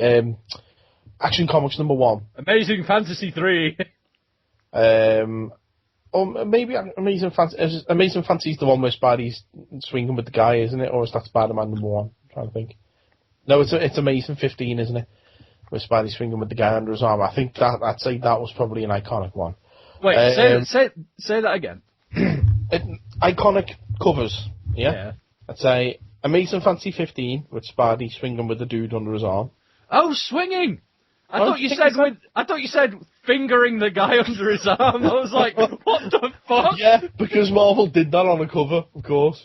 I was like, what the hell? It was just like some shot of Spider-Man looking at this guy who looked really pained, and and Spider-Man just saying, "Shh, don't mind the hands." I'd say Action Comics with Superman holding up the car. Oh yeah. I want that on the wall. The first appearance getting his spine broken by Bane. Amazing Fantasy 17, first appearance of Spider-Man. That's another iconic cover. I've just said that one. It's where Spidey's swinging the dude under his arm. Yeah. That's where that's the cover with Spider-Man fingering the dude. Yeah. Right. Oh no, Spider-Man #1's where he's with the Fantastic Four, isn't he? Let's see. I'm trying to think. I can't remember what number it is, but the one the Craven's Last Hunt with Spider-Man crawling out of the grave. You know the one I mean, where he's in the black costume and he's crawling out the grave. Vaguely. Vaguely. That cover, bloody hell. Let's see, what are the covers? Iconic. Here we go. The Dark Knight Returns cover where he's jumping in front of the moon, of course. Yeah, because Batman's like, I want to be E.T. Here we go. Roy Harper became Red Arrow after the 1 year later when he became back to part subject. when he became part of the Justice League. Apparently, it was accidental because I think Green Lantern just sort of referred to him as Red Arrow during a fight to try and protect his identity, even though everybody knows who Roy Harper is anyway. And it kind of stuck, is what, from what I can gather of what I'm reading there. But in the New 52, he's just Roy Harper. He's not Arsenal or Red Arrow or anybody. It's definitely not Red Lantern. No. That's somebody else entirely. Yeah, that's like Larfleeze and shit. No, he's Orange Lantern. Is he? Oh, of course, yeah. Yeah. Atrocitus and Atrocitus. Yeah. Yeah. That's it, yeah. Atrocitus, Fleas, Dexter, the Cat. That's what I'm thinking of, yeah. Yeah. And, the guys. Supergirl. What's the human guy? Supergirl? Yeah, Supergirl. She's not a Red Lantern, is she? For a period, she was. What, for a few days a month? Jesus. Yeah. She's a Red Lantern. Get out of my way. Well, why does she... And she's voiced by Jeff Moody, apparently.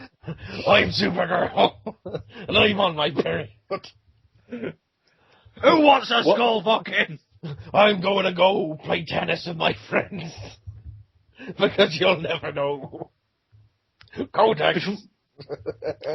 Before we finish the TV section, have either of you... Kotex, not like Always Ultra or none of that. Kotex.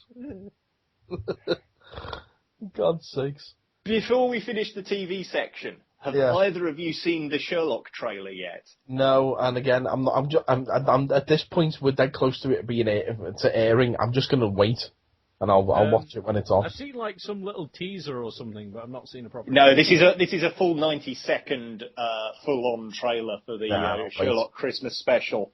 I'm going to watch it anyway, so there's no point in even spoiling even 90 seconds of it. But for those who may or may not be aware, it's a Victorian set Sherlock, and I think it's going to be interesting to see because obviously they came up with all this. Doesn't Lestrade have mutton chops or something? And Watson has the tash. Yeah.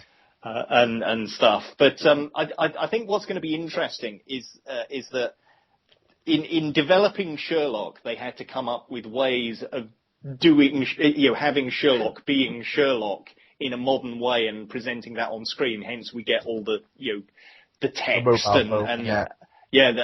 appearing on the screen. Problem and all that, Yeah, and all that stuff. Well, now they're now going to have to retrofit 21st century Sherlock back into the original 19th century version. So, question for you. Yeah. Are we going to see Benedict Cumberbatch in an opium den? Don't know about that. Again. But I've done it before, so why not? We will certainly be seeing him in a Deerstalker. Again. But this time not complaining about it. But bizarrely, Moffat got no new ideas.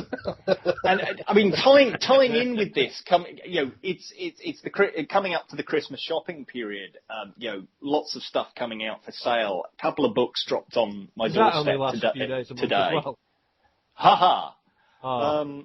I got a couple of Sherlock-related books, which are obviously coming out for the Christmas market. One, not so bothered about, but I think is a nice book for somebody who may not be as familiar with the original material as other people. They've done a essential Arthur Conan Doyle adventures, a collection of 20 stories. So you get a couple of the novels and then 1, 2, 3, 4, 5, 6, 7, 8, 9, 10, 11, 12, 13, 14, 15, 16. Yeah, it's 20 stories. So a couple of the 3 of the novels and then 16 of the short stories.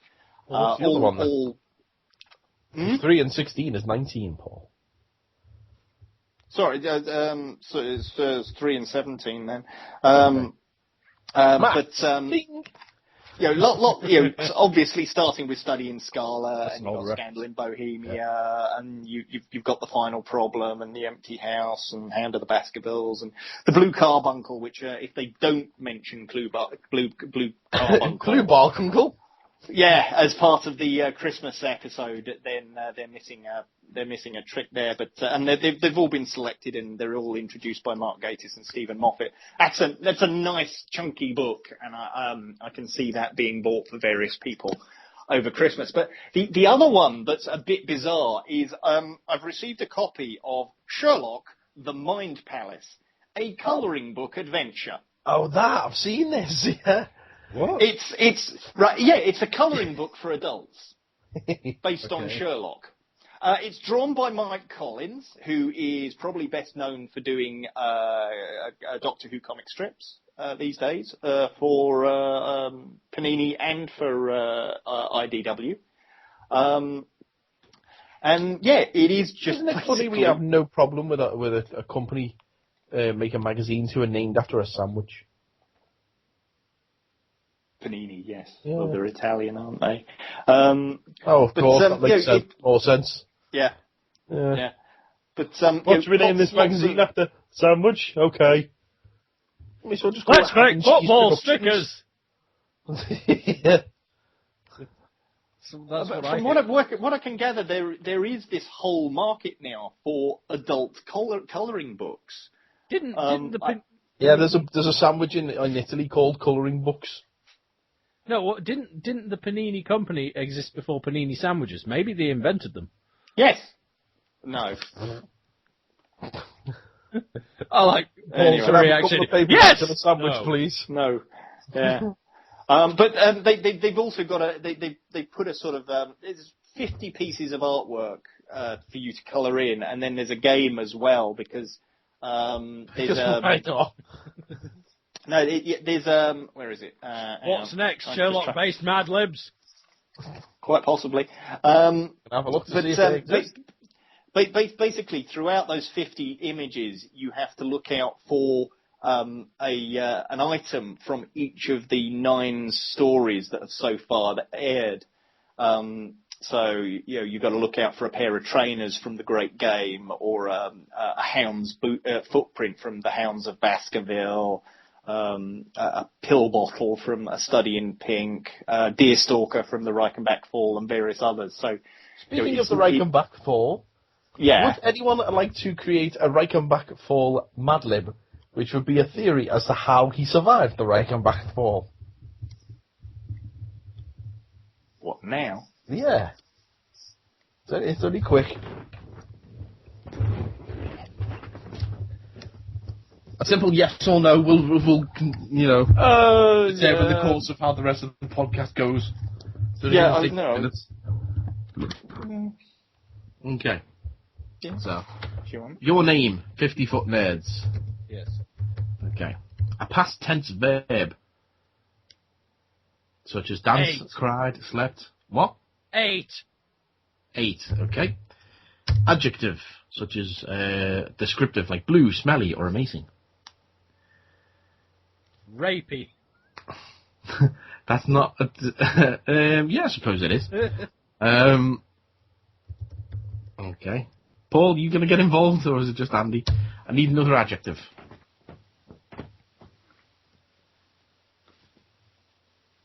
Feminine. Okay. It's apparently just me and you. Yeah. No. I dropped out of the call for some reason. Oh, okay. Give me a noun, Paul. A noun? Yeah. What you mean, as in a noun? You mean as in a naming word? Yeah. Right. Fuck's sake, see what I'm working with? Box. Like box. What do you mean, like box? Cardboard. Okay. A verb ending in ing. Whispering. Okay. Another noun, please. Your go. Oh, is it my go? Another noun. Door. Is door a noun? Oh yeah, it is, yeah. Shut up. A place. Blackpool Tower. Okay. Right. Okay, another noun.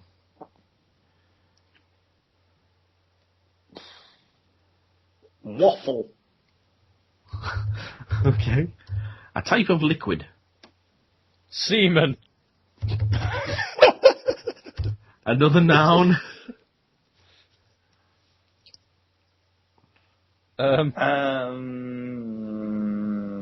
Grass. Okay. Another noun.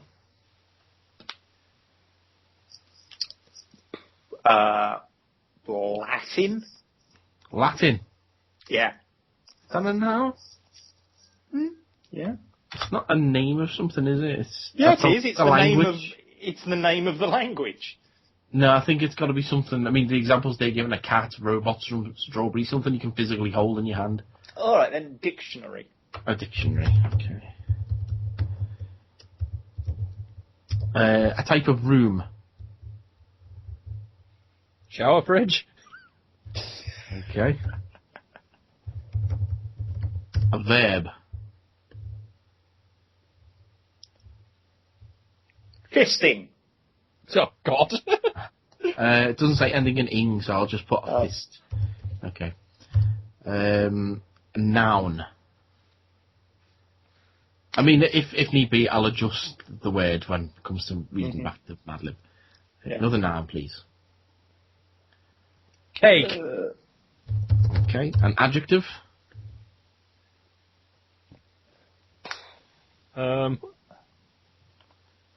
Let's see. Tell you what, I haven't done any, so I'm going to do the last three. I'm going to go with floppy. Yep. Another adjective can be, let's see. Spongy. Okay, go on. And then the last one is an exclamation, and I know what I'm using for that. Yeah, that'll do. No. Okay. Submit. Okay, so my Reichenbach theory by the 50-foot nerds. So I hear people having trouble figuring out how Sherlock ate. Well, Is it like in your rapey little brains? Or what's it like in your rapey little brains? The answer was completely feminine to me from the beginning. The first clue was that Sherlock asked Molly for her cardboard. Clearly, she was in charge of whispering the door. When Sherlock jumped off of the Blackpool Tower, his fall was broken by a carefully placed waffle. Right. Sherlock had an assistant cover in semen while John was distracted by the grass. Whoa, man. Then there's the dictionary Sherlock was playing with in the shower fridge. That was all he needed to fist his cake and to trick John into thinking he was floppy. Right. The whole scene was summed up by one line of dialogue, and Sherlock told John during their spongy final phone call, "Excelsior!" and then jumped off the roof. For fuck's sake. I love the fact that he jumped off the Blackpool Tower onto a wall. And then his assistant covered him in semen. Yes, right, there we go. Oh god. I enjoyed that. Yeah.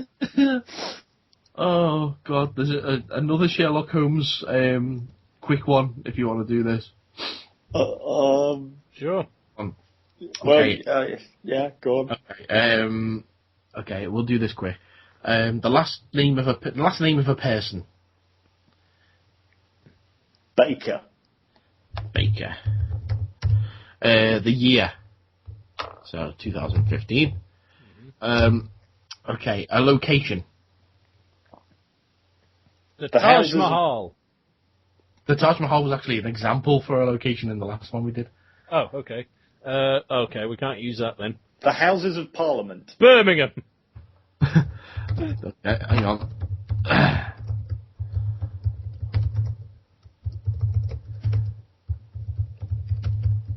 Okay. The last name of a person in the room. So I need a different surname, please.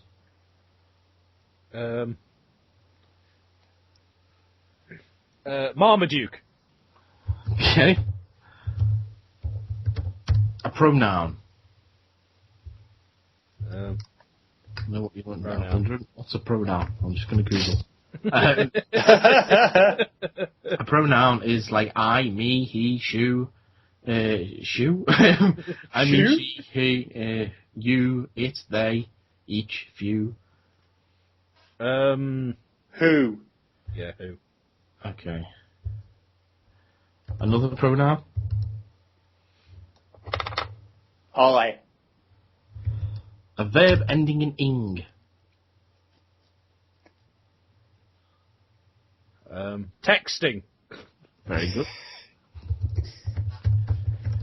A possessive proper noun. For fuck's sake.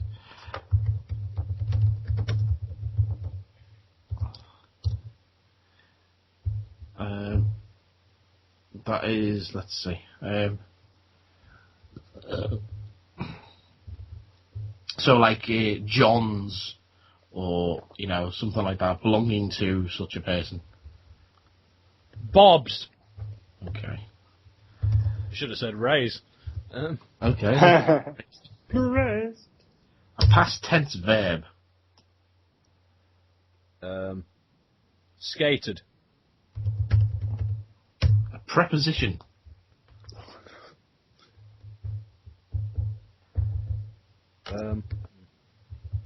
Preposition. I'm not sure. Let's see.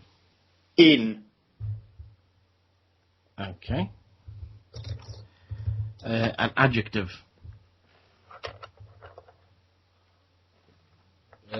Adjective.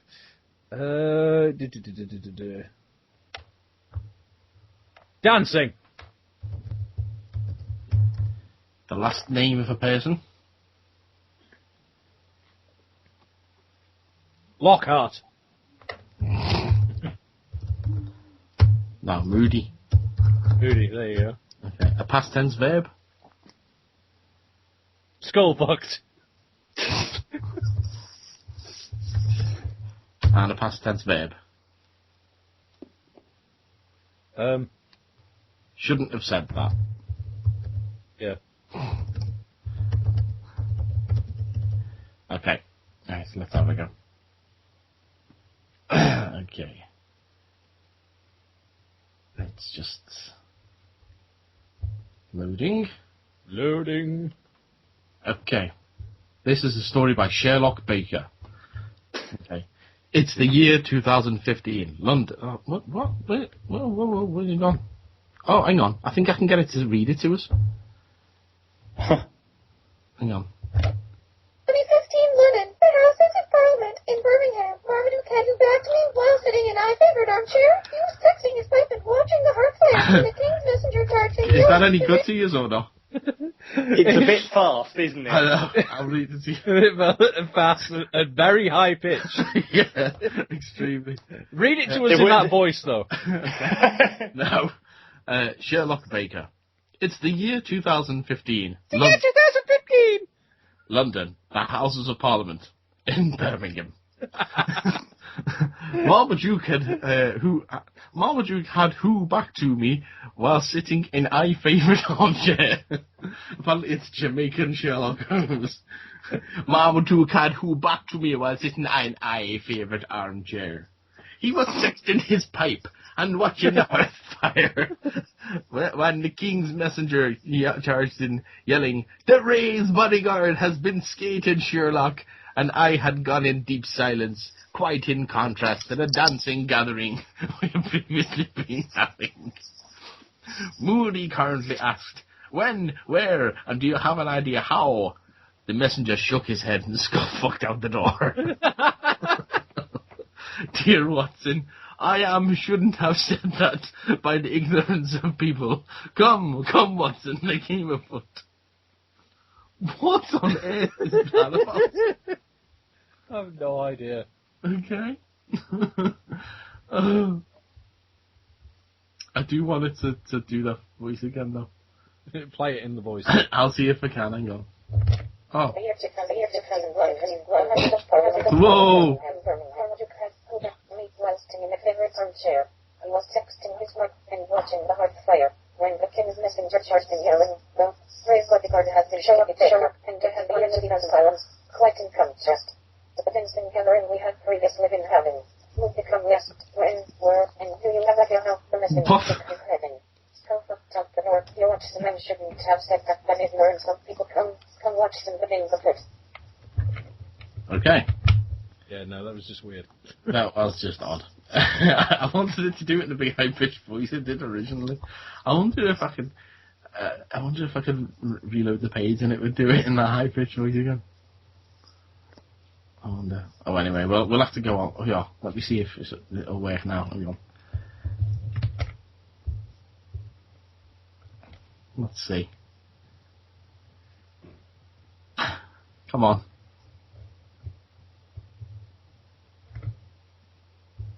Come on. Nah, it doesn't want to do it. Never mind. Oh well. We'll crack on anyway. I've got some late breaking news, guys. Oh my god, that was smooth. Yeah. I know. It's almost as if I planned it. Fox have released a synopsis for X-Men Apocalypse. Oh, I thought your news was going to be you were thinking of buying a cat. No, the press release was released in conjunction with M&M's, the popular candy sweet. Because as opposed to the rapper. Because, reasons. Yeah. Also was accompanied by pictures of the yellow M&M and the green M&M dressed as Magneto and Storm. What? I have no idea. It's odd. Okay. This is the synopsis. Okay. Right. Since the dawn of civilization, he was worshipped as a god. Apocalypse, the first and most powerful mutant from Marvel's X-Men universe, amassed the powers of many other mutants, becoming immortal and invincible. Upon awakening after thousands of years, he is disillusioned with the world as he finds it, and recruits a team of powerful mutants, including a disheartened Magneto, Michael Fassbender, to cleanse mankind and create a new world order over which he will reign. As the fate of the Earth hangs in the balance, Raven, Jennifer Lawrence, with the help of Professor X, James McAvoy, must leave a team of young X-Men to stop their greatest nemesis and save mankind from complete destruction. Presented by M&M's. Apparently. Yeah. So, yeah. I'm just waiting for the movie to come out, and then every time they'll be like, okay, we need to go and stop Apocalypse, but first, I'm going to eat this bag of M&M's. This delicious candy treat. Yeah. Okay, let's go. Speaking of let's go into our final section, any other business. Any other business? Alright, first one is the story of a Yorkshire Terrier who was just chilling out, minding his own business in his owner's pickup truck in Maine, in the US of A. But unfortunately, he knocked anyone it playing into the Stephen King drinking game, take a drink. Yeah. He knocked it into gear and sent it rolling down a hill into a lake. Yeah, I'm pretty sure we watched a movie about this. Did we? About a dog driving a truck, yeah. Did we? Yeah, Dog John dies at the end. Oh yeah. Yeah, yeah, it says that the Yorkshire Terrier's owner put his pet into the pickup after an encounter with a larger dog. As he spoke to the other dog's owner, the Chevrolet Silverado began rolling downhill. He could only watch helplessly as the pickup careened 75 feet, 22 metres, into Branch Lake on Saturday afternoon. The Silverado bounced off a rock before sinking into 10 foot of water. Police say that a family friend swam into the lake and saved the trapped dog. A towing company pulled out the truck, and no humans or dogs were injured. Although somebody was heard to say that it was a bit rough. Dunno, Tish. Okay. Let's move over to North Korea. Hey, we love the North Koreans. We're on Kim Jong-il. They're such a wacky bunch. What do you think of him, Mr. Pimple Deprecoy Man?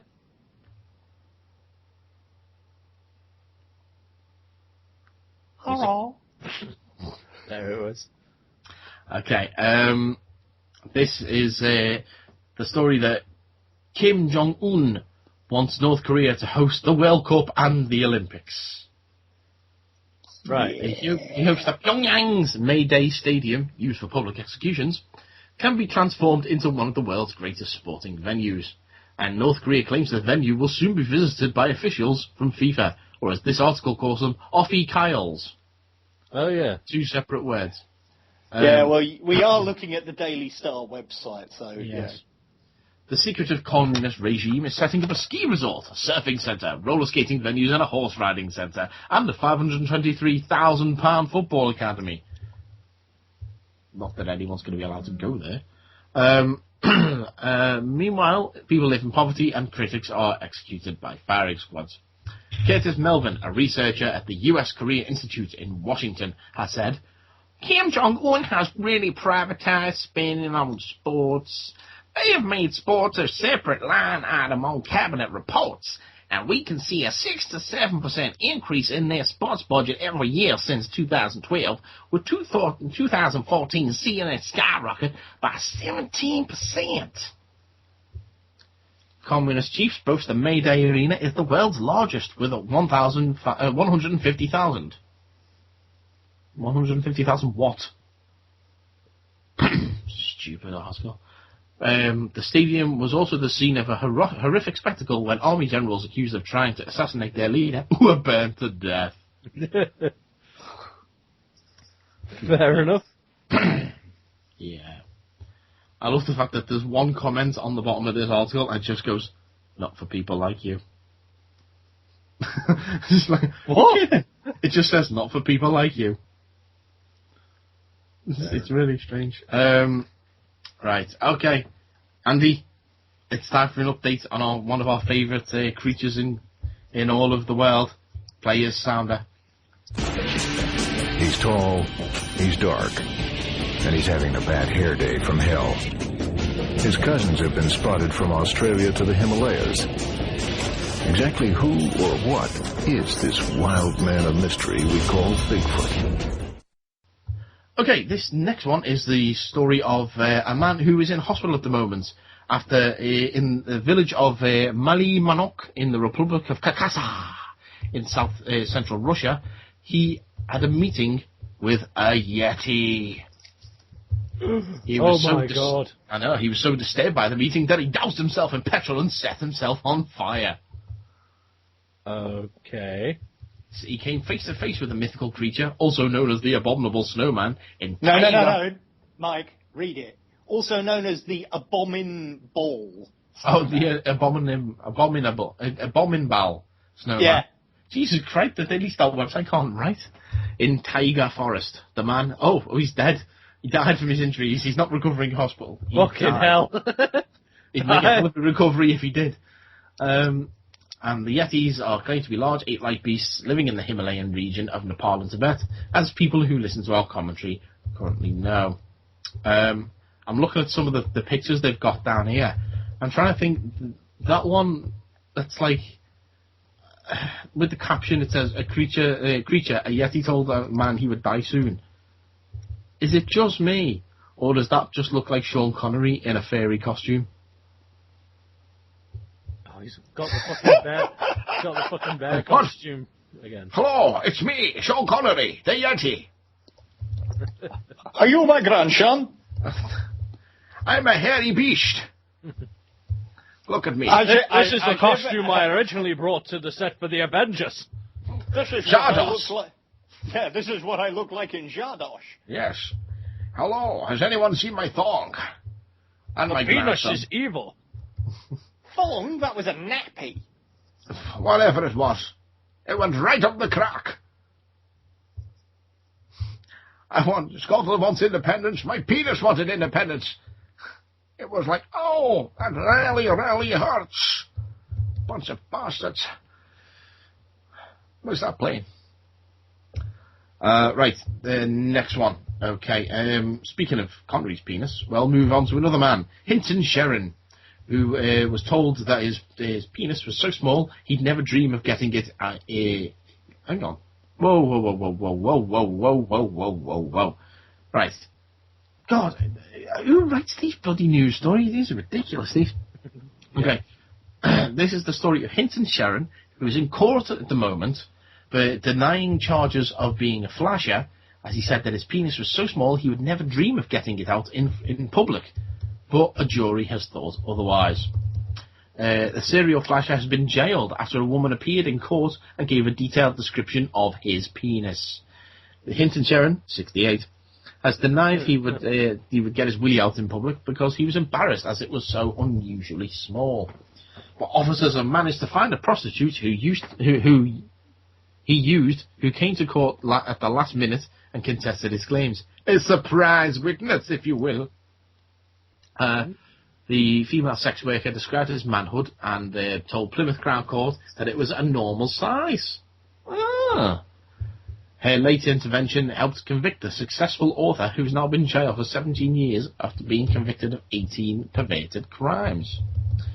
Former pop promoter was so notorious for exposing himself in a village near Plymouth, Devon, where he lived in the 70s and 80s, that he was known as the Flasher. I was going to say the U-Tree then. He regularly exposed himself on the streets, usually performing an indecent act. Basically, he was having a wank. And one villager reportedly threatened to cut off his cock if he continued his lewd behaviour. But he was brought to justice. He was never brought to justice until his victim started to come forward to police. At court heard, he told police. Let's see, what voice have we given him? We should give him like a yeah kind of voice. Okay. He says he told police. Well, I'll do that again when Paul's not talking. Sorry.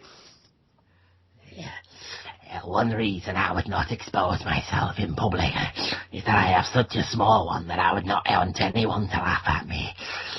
As far as doing it on the street or in a public place such as that, you've got to be joking. God, he sounds so fucking slimy. I know. But his lies are exposed after a prostitute presented herself at court. Yeah! After the prosecution case had closed to give police a statement. Okay, he was found guilty on all counts after a 5-day trial, and his sentencing, at his sentencing on Monday, the court heard heart problems mean he's unlikely to ever leave jail. His barrister is Malcolm Clark, who says that he is 68 and has a heart condition, and it is unlikely, whatever sentence the court imposed, that he will leave prison. Judge Jeremy Griggs told Sharon he had abused the main complainant for 8 years. He said, "You offended on pretty much a weekly basis. The offending lasted throughout much of their childhood, usually, and will have an effect on her for the remainder of her life." After the sentencing, one of his victims said, "I'm elated." Now a middle-aged mother, the woman who suffered at Sharon's hands for 8 years, said, "Hunton Sharon has gone through life preying on young, vulnerable, defenseless children, exposing himself, committing indecent acts, forcing children to commit indecency, and using manipulation, and certainly in my case violence, for his own sick self-gratification. He did not care about the destruction he caused along the way, and he can have no shame. He must have thought he was above the law, or that no one would ever dare speak out. It's a very violent, nasty person who has committed some disgusting, horrific crimes against innocent young children." She said that she was abused hundreds of times, threatened abuse, and is a marred Kingdom Brunel, and beaten by Sharon to stop speaking out. I've got a quote from the PC James Hanrahan, who says, what does he say? He says, "It's difficult to describe the impact the abuse of Sharon has had on his victims." The cyborg again. "They have had to live with abuse for decades. This case proves that times have changed and that victims suffering from this type of abuse will be supported by the police." I have a question. Why did the victim sound like it was voiced by, She's a very upper-class woman. Oh, her voice sounded like, what's his name? The goth that they keep in the other room in an IT crowd. "Oh, yes. Hello, it's me from the IT crowd. Yes, it does sound a little bit like that, doesn't he?" Yes. I've turned to listening to Cradle of Filth. Yes. It's got me through some pretty dark times. Yes. What was his name? I can't remember now. Yeah. It was Richard or something, wasn't it? No, not Renton. Can't remember. But anyway, yeah. I will Google it. Doesn't matter. Right, next. Okay, a student. Okay, this is because students are idiots. A student was hit by a car after sellotaping himself to his friends and falling in the road. Every part of that sentence just makes you think, what the fuck is wrong with you? Okay, a student was hit by a car after a prank which saw him sellotape himself to 2 friends unsurprisingly went wrong. The 3 teenagers had stuck themselves together by Hibbert Lane in Marple, Greater Manchester on Tuesday when the tape snapped. Richmond, that was close. Yeah. And one of the men, I knew where as well when you said Richard, one of the men fell into the road and was struck by a passing car. The man was taken to hospital to be treated for a broken leg, whilst Greater Manchester Police struggled to contain their disdain. Hibbert Lane, Marple, 2 males, late teens, sellotaping each other together. Tape snaps, one falls into road, compound fracture, tib and fib. Really? That's like GMP traffic, which is kind of like Scan BC, Andy. I kind of want to... Scan BC, Andy. Police and paramedics had to attend to the teenager who was hit by a Ford Fiesta while the lane and nearby road were closed for an hour. Why was a nearby road closed? I don't know. He was hit here, but let's close that one off as well. Stupid Manx. Right, okay. This one is the story of Rob Liefeld. Rob Liefeld. Okay. Okay, I love the first sentence in this story. This is the sentence is a quote from Ben Vizina, who was leisurely riding through Hawkstow Park in Victoria, where he saw a mob of kangaroos standing motionless, staring at him as he moved past. And which one of you does the best Australian accent? Oh, I can give that a go. Right then, mate. Right then. Why don't you tell us what he fucking said, mate? He fucking said, instead of a zombie apocalypse, it's a fucking kangaroo. I'm kinda terrified. Yeah, the creatures gave off a distinctly unwelcome impression as they surrounded the man from all angles before slowly jumping away as he got closer. You can see the photo. That is pretty creepy. All these kangaroos just staring at him. The eastern grey species are incredibly social animals, and it's not uncommon for them to group together, but usually only about 10 of them at a time. But apparently one reason for a bigger mob to form is the fertile landscape, and in Victoria, the environment is ideal for mammals to thrive. No one cares, it just looks a bit weird. Anyway, that was a non-story that went nowhere. Right. You're welcome. Okay. So we could have cut some of these. Yeah, well, you know. Jesus Christ. We've all done it. Come home drunk after a night down, after a night out, sat down and designed a whole aeroplane. A night down, sat out. And designed a whole aeroplane, complete with intricate sketches, and then totally forgotten about it the next morning. At least that's what Keith from Michigan Tech University roommate did, anyway. Someone, there was a tweet about Keith. What did he say? No. Hold on. Where is it? Keith Rayleigh. The tweet is right in the beginning of the article. Oh, there we go. So, my roommate came back drunk last night and doesn't remember designing an entire fucking airplane!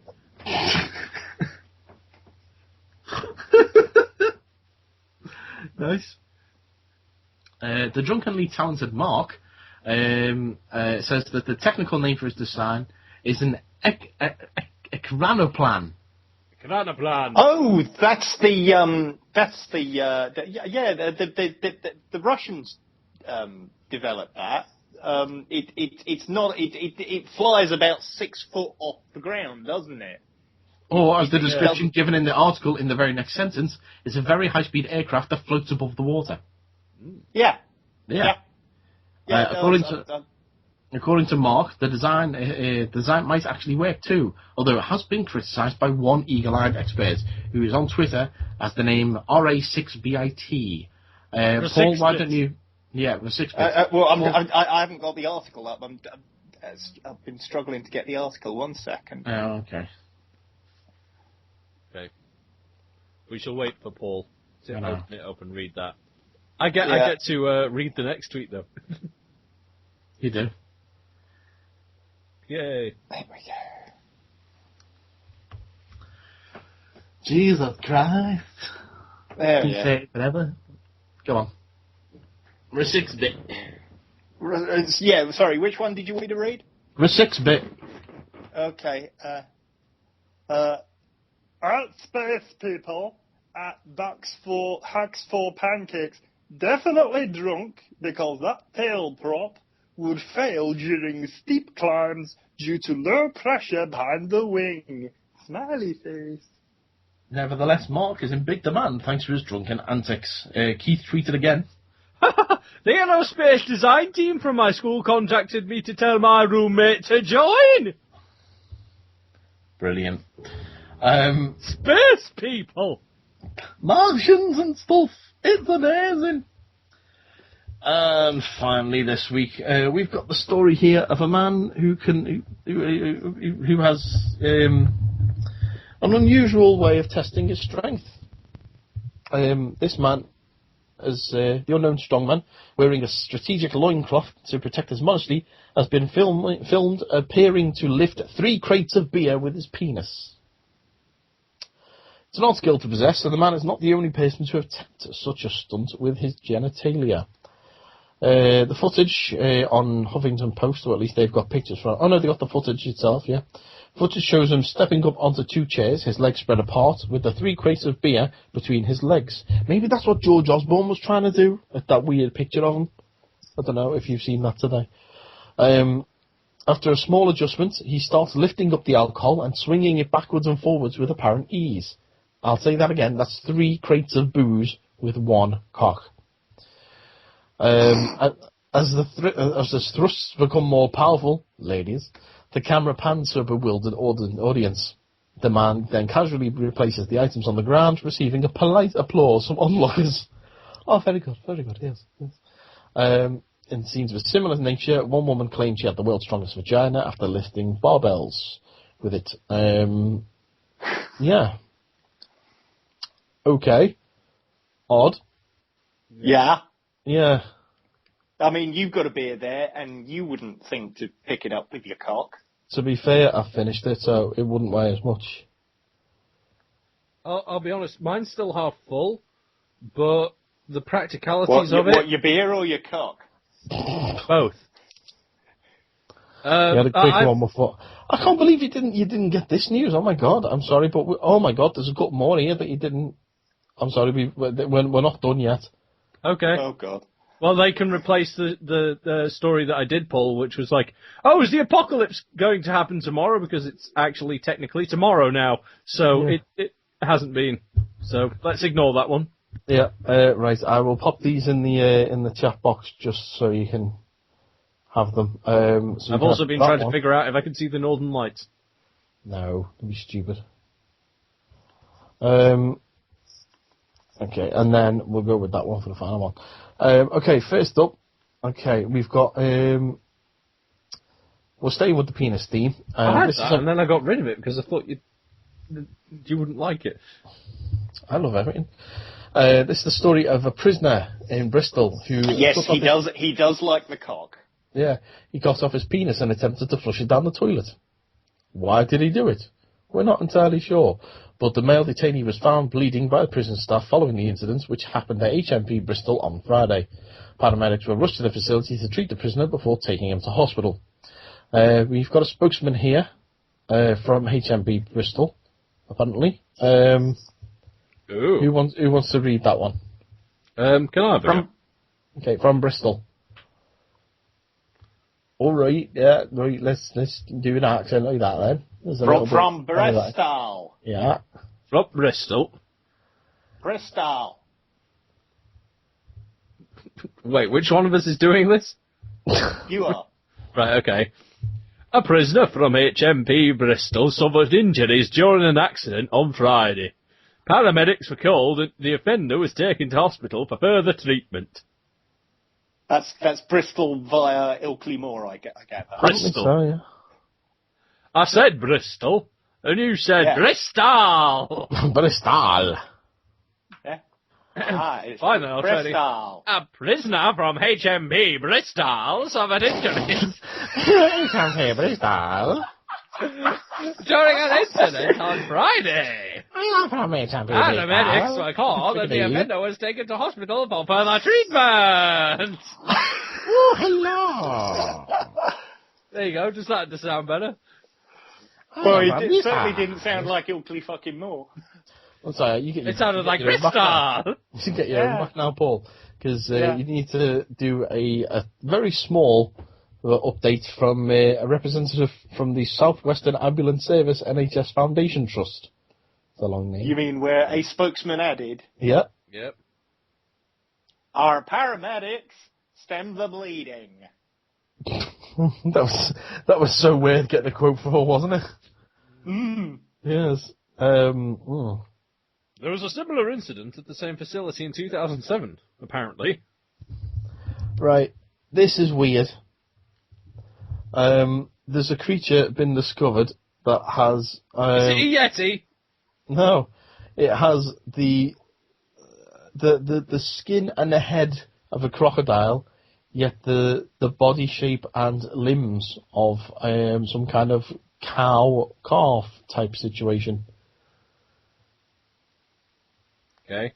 It's a freaky hybrid-y thing. It's not really. It's a deformed calf. It's a deformed buffalo calf, but it looks mental. Yeah. And It looks like a crocodile fucked a buffalo. Yeah. I was going to say, from one of the bottom ones, it looks like a severely burn shaved dog. It's mad. It's been touted as a sign of good luck in a Taiwan village. Of course it is. Village. Not good luck Thailand. for Not for the creature. Crocobuffalo. Yeah, luckily the animal died shortly after it's born. Would have been it's Ready to make tasty burgers. It prompted speculation that its scaly fin was meant it was part reptilian. One outlet went so far as to report the village were being terrorized by the half crocodile, half buffalo creature. The Daily Mail was the ones who were saying that. Of course it was. Yeah, Sci-Fi Channel will be making a film about this. Yeah, Crocolo. Crocolo, yeah. Yeah. Buffadile. Buffadile.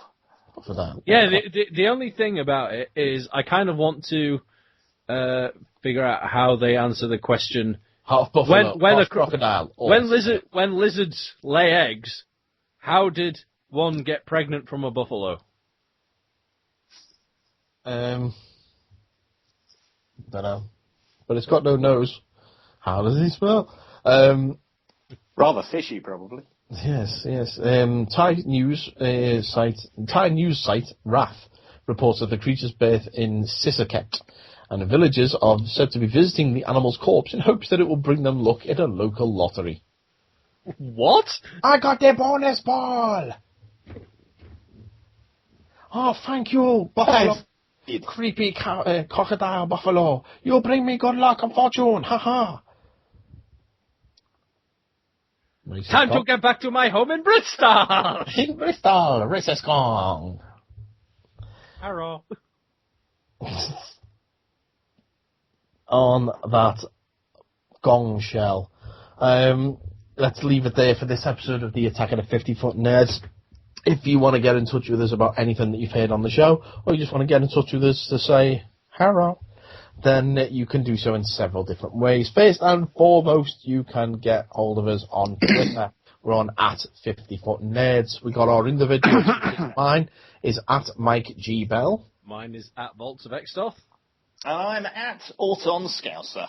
We've got a Facebook, which is facebook.com/Attack of the 50-Foot Nerds. You can email us 50footnerds@gmail.com. You can visit us in various locations on the web, including 50footnerds.co.uk. That's FIFTYFOOTNERDS.co.uk, where you can find our entire back catalogue of episodes. We're also on video.50footnerds.co.uk, which takes us to our YouTube channel.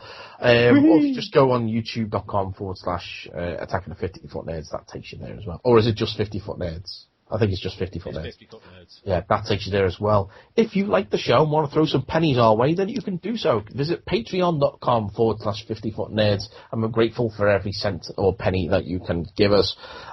What else have we got? That's herpes. Much it.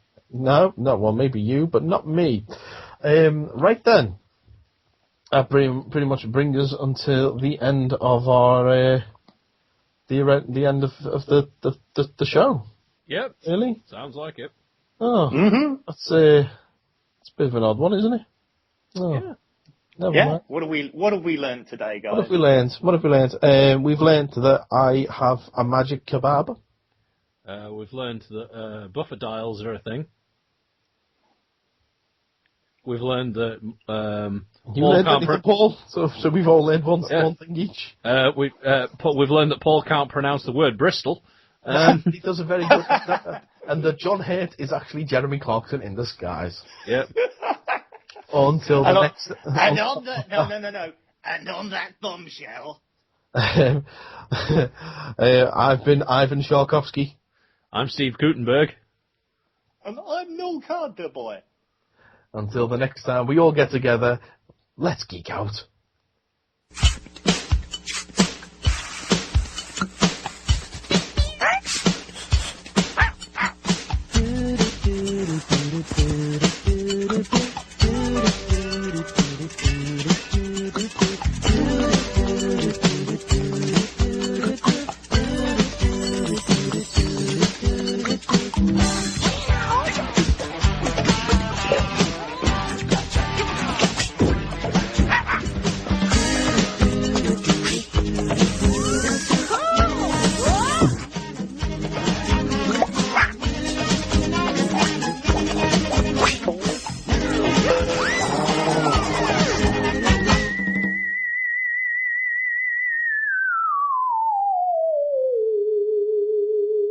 If you've enjoyed the nerddom in your ears, then please follow us on Twitter at 50footnerds, or email us anything except spam at 50footnerds@gmail.com.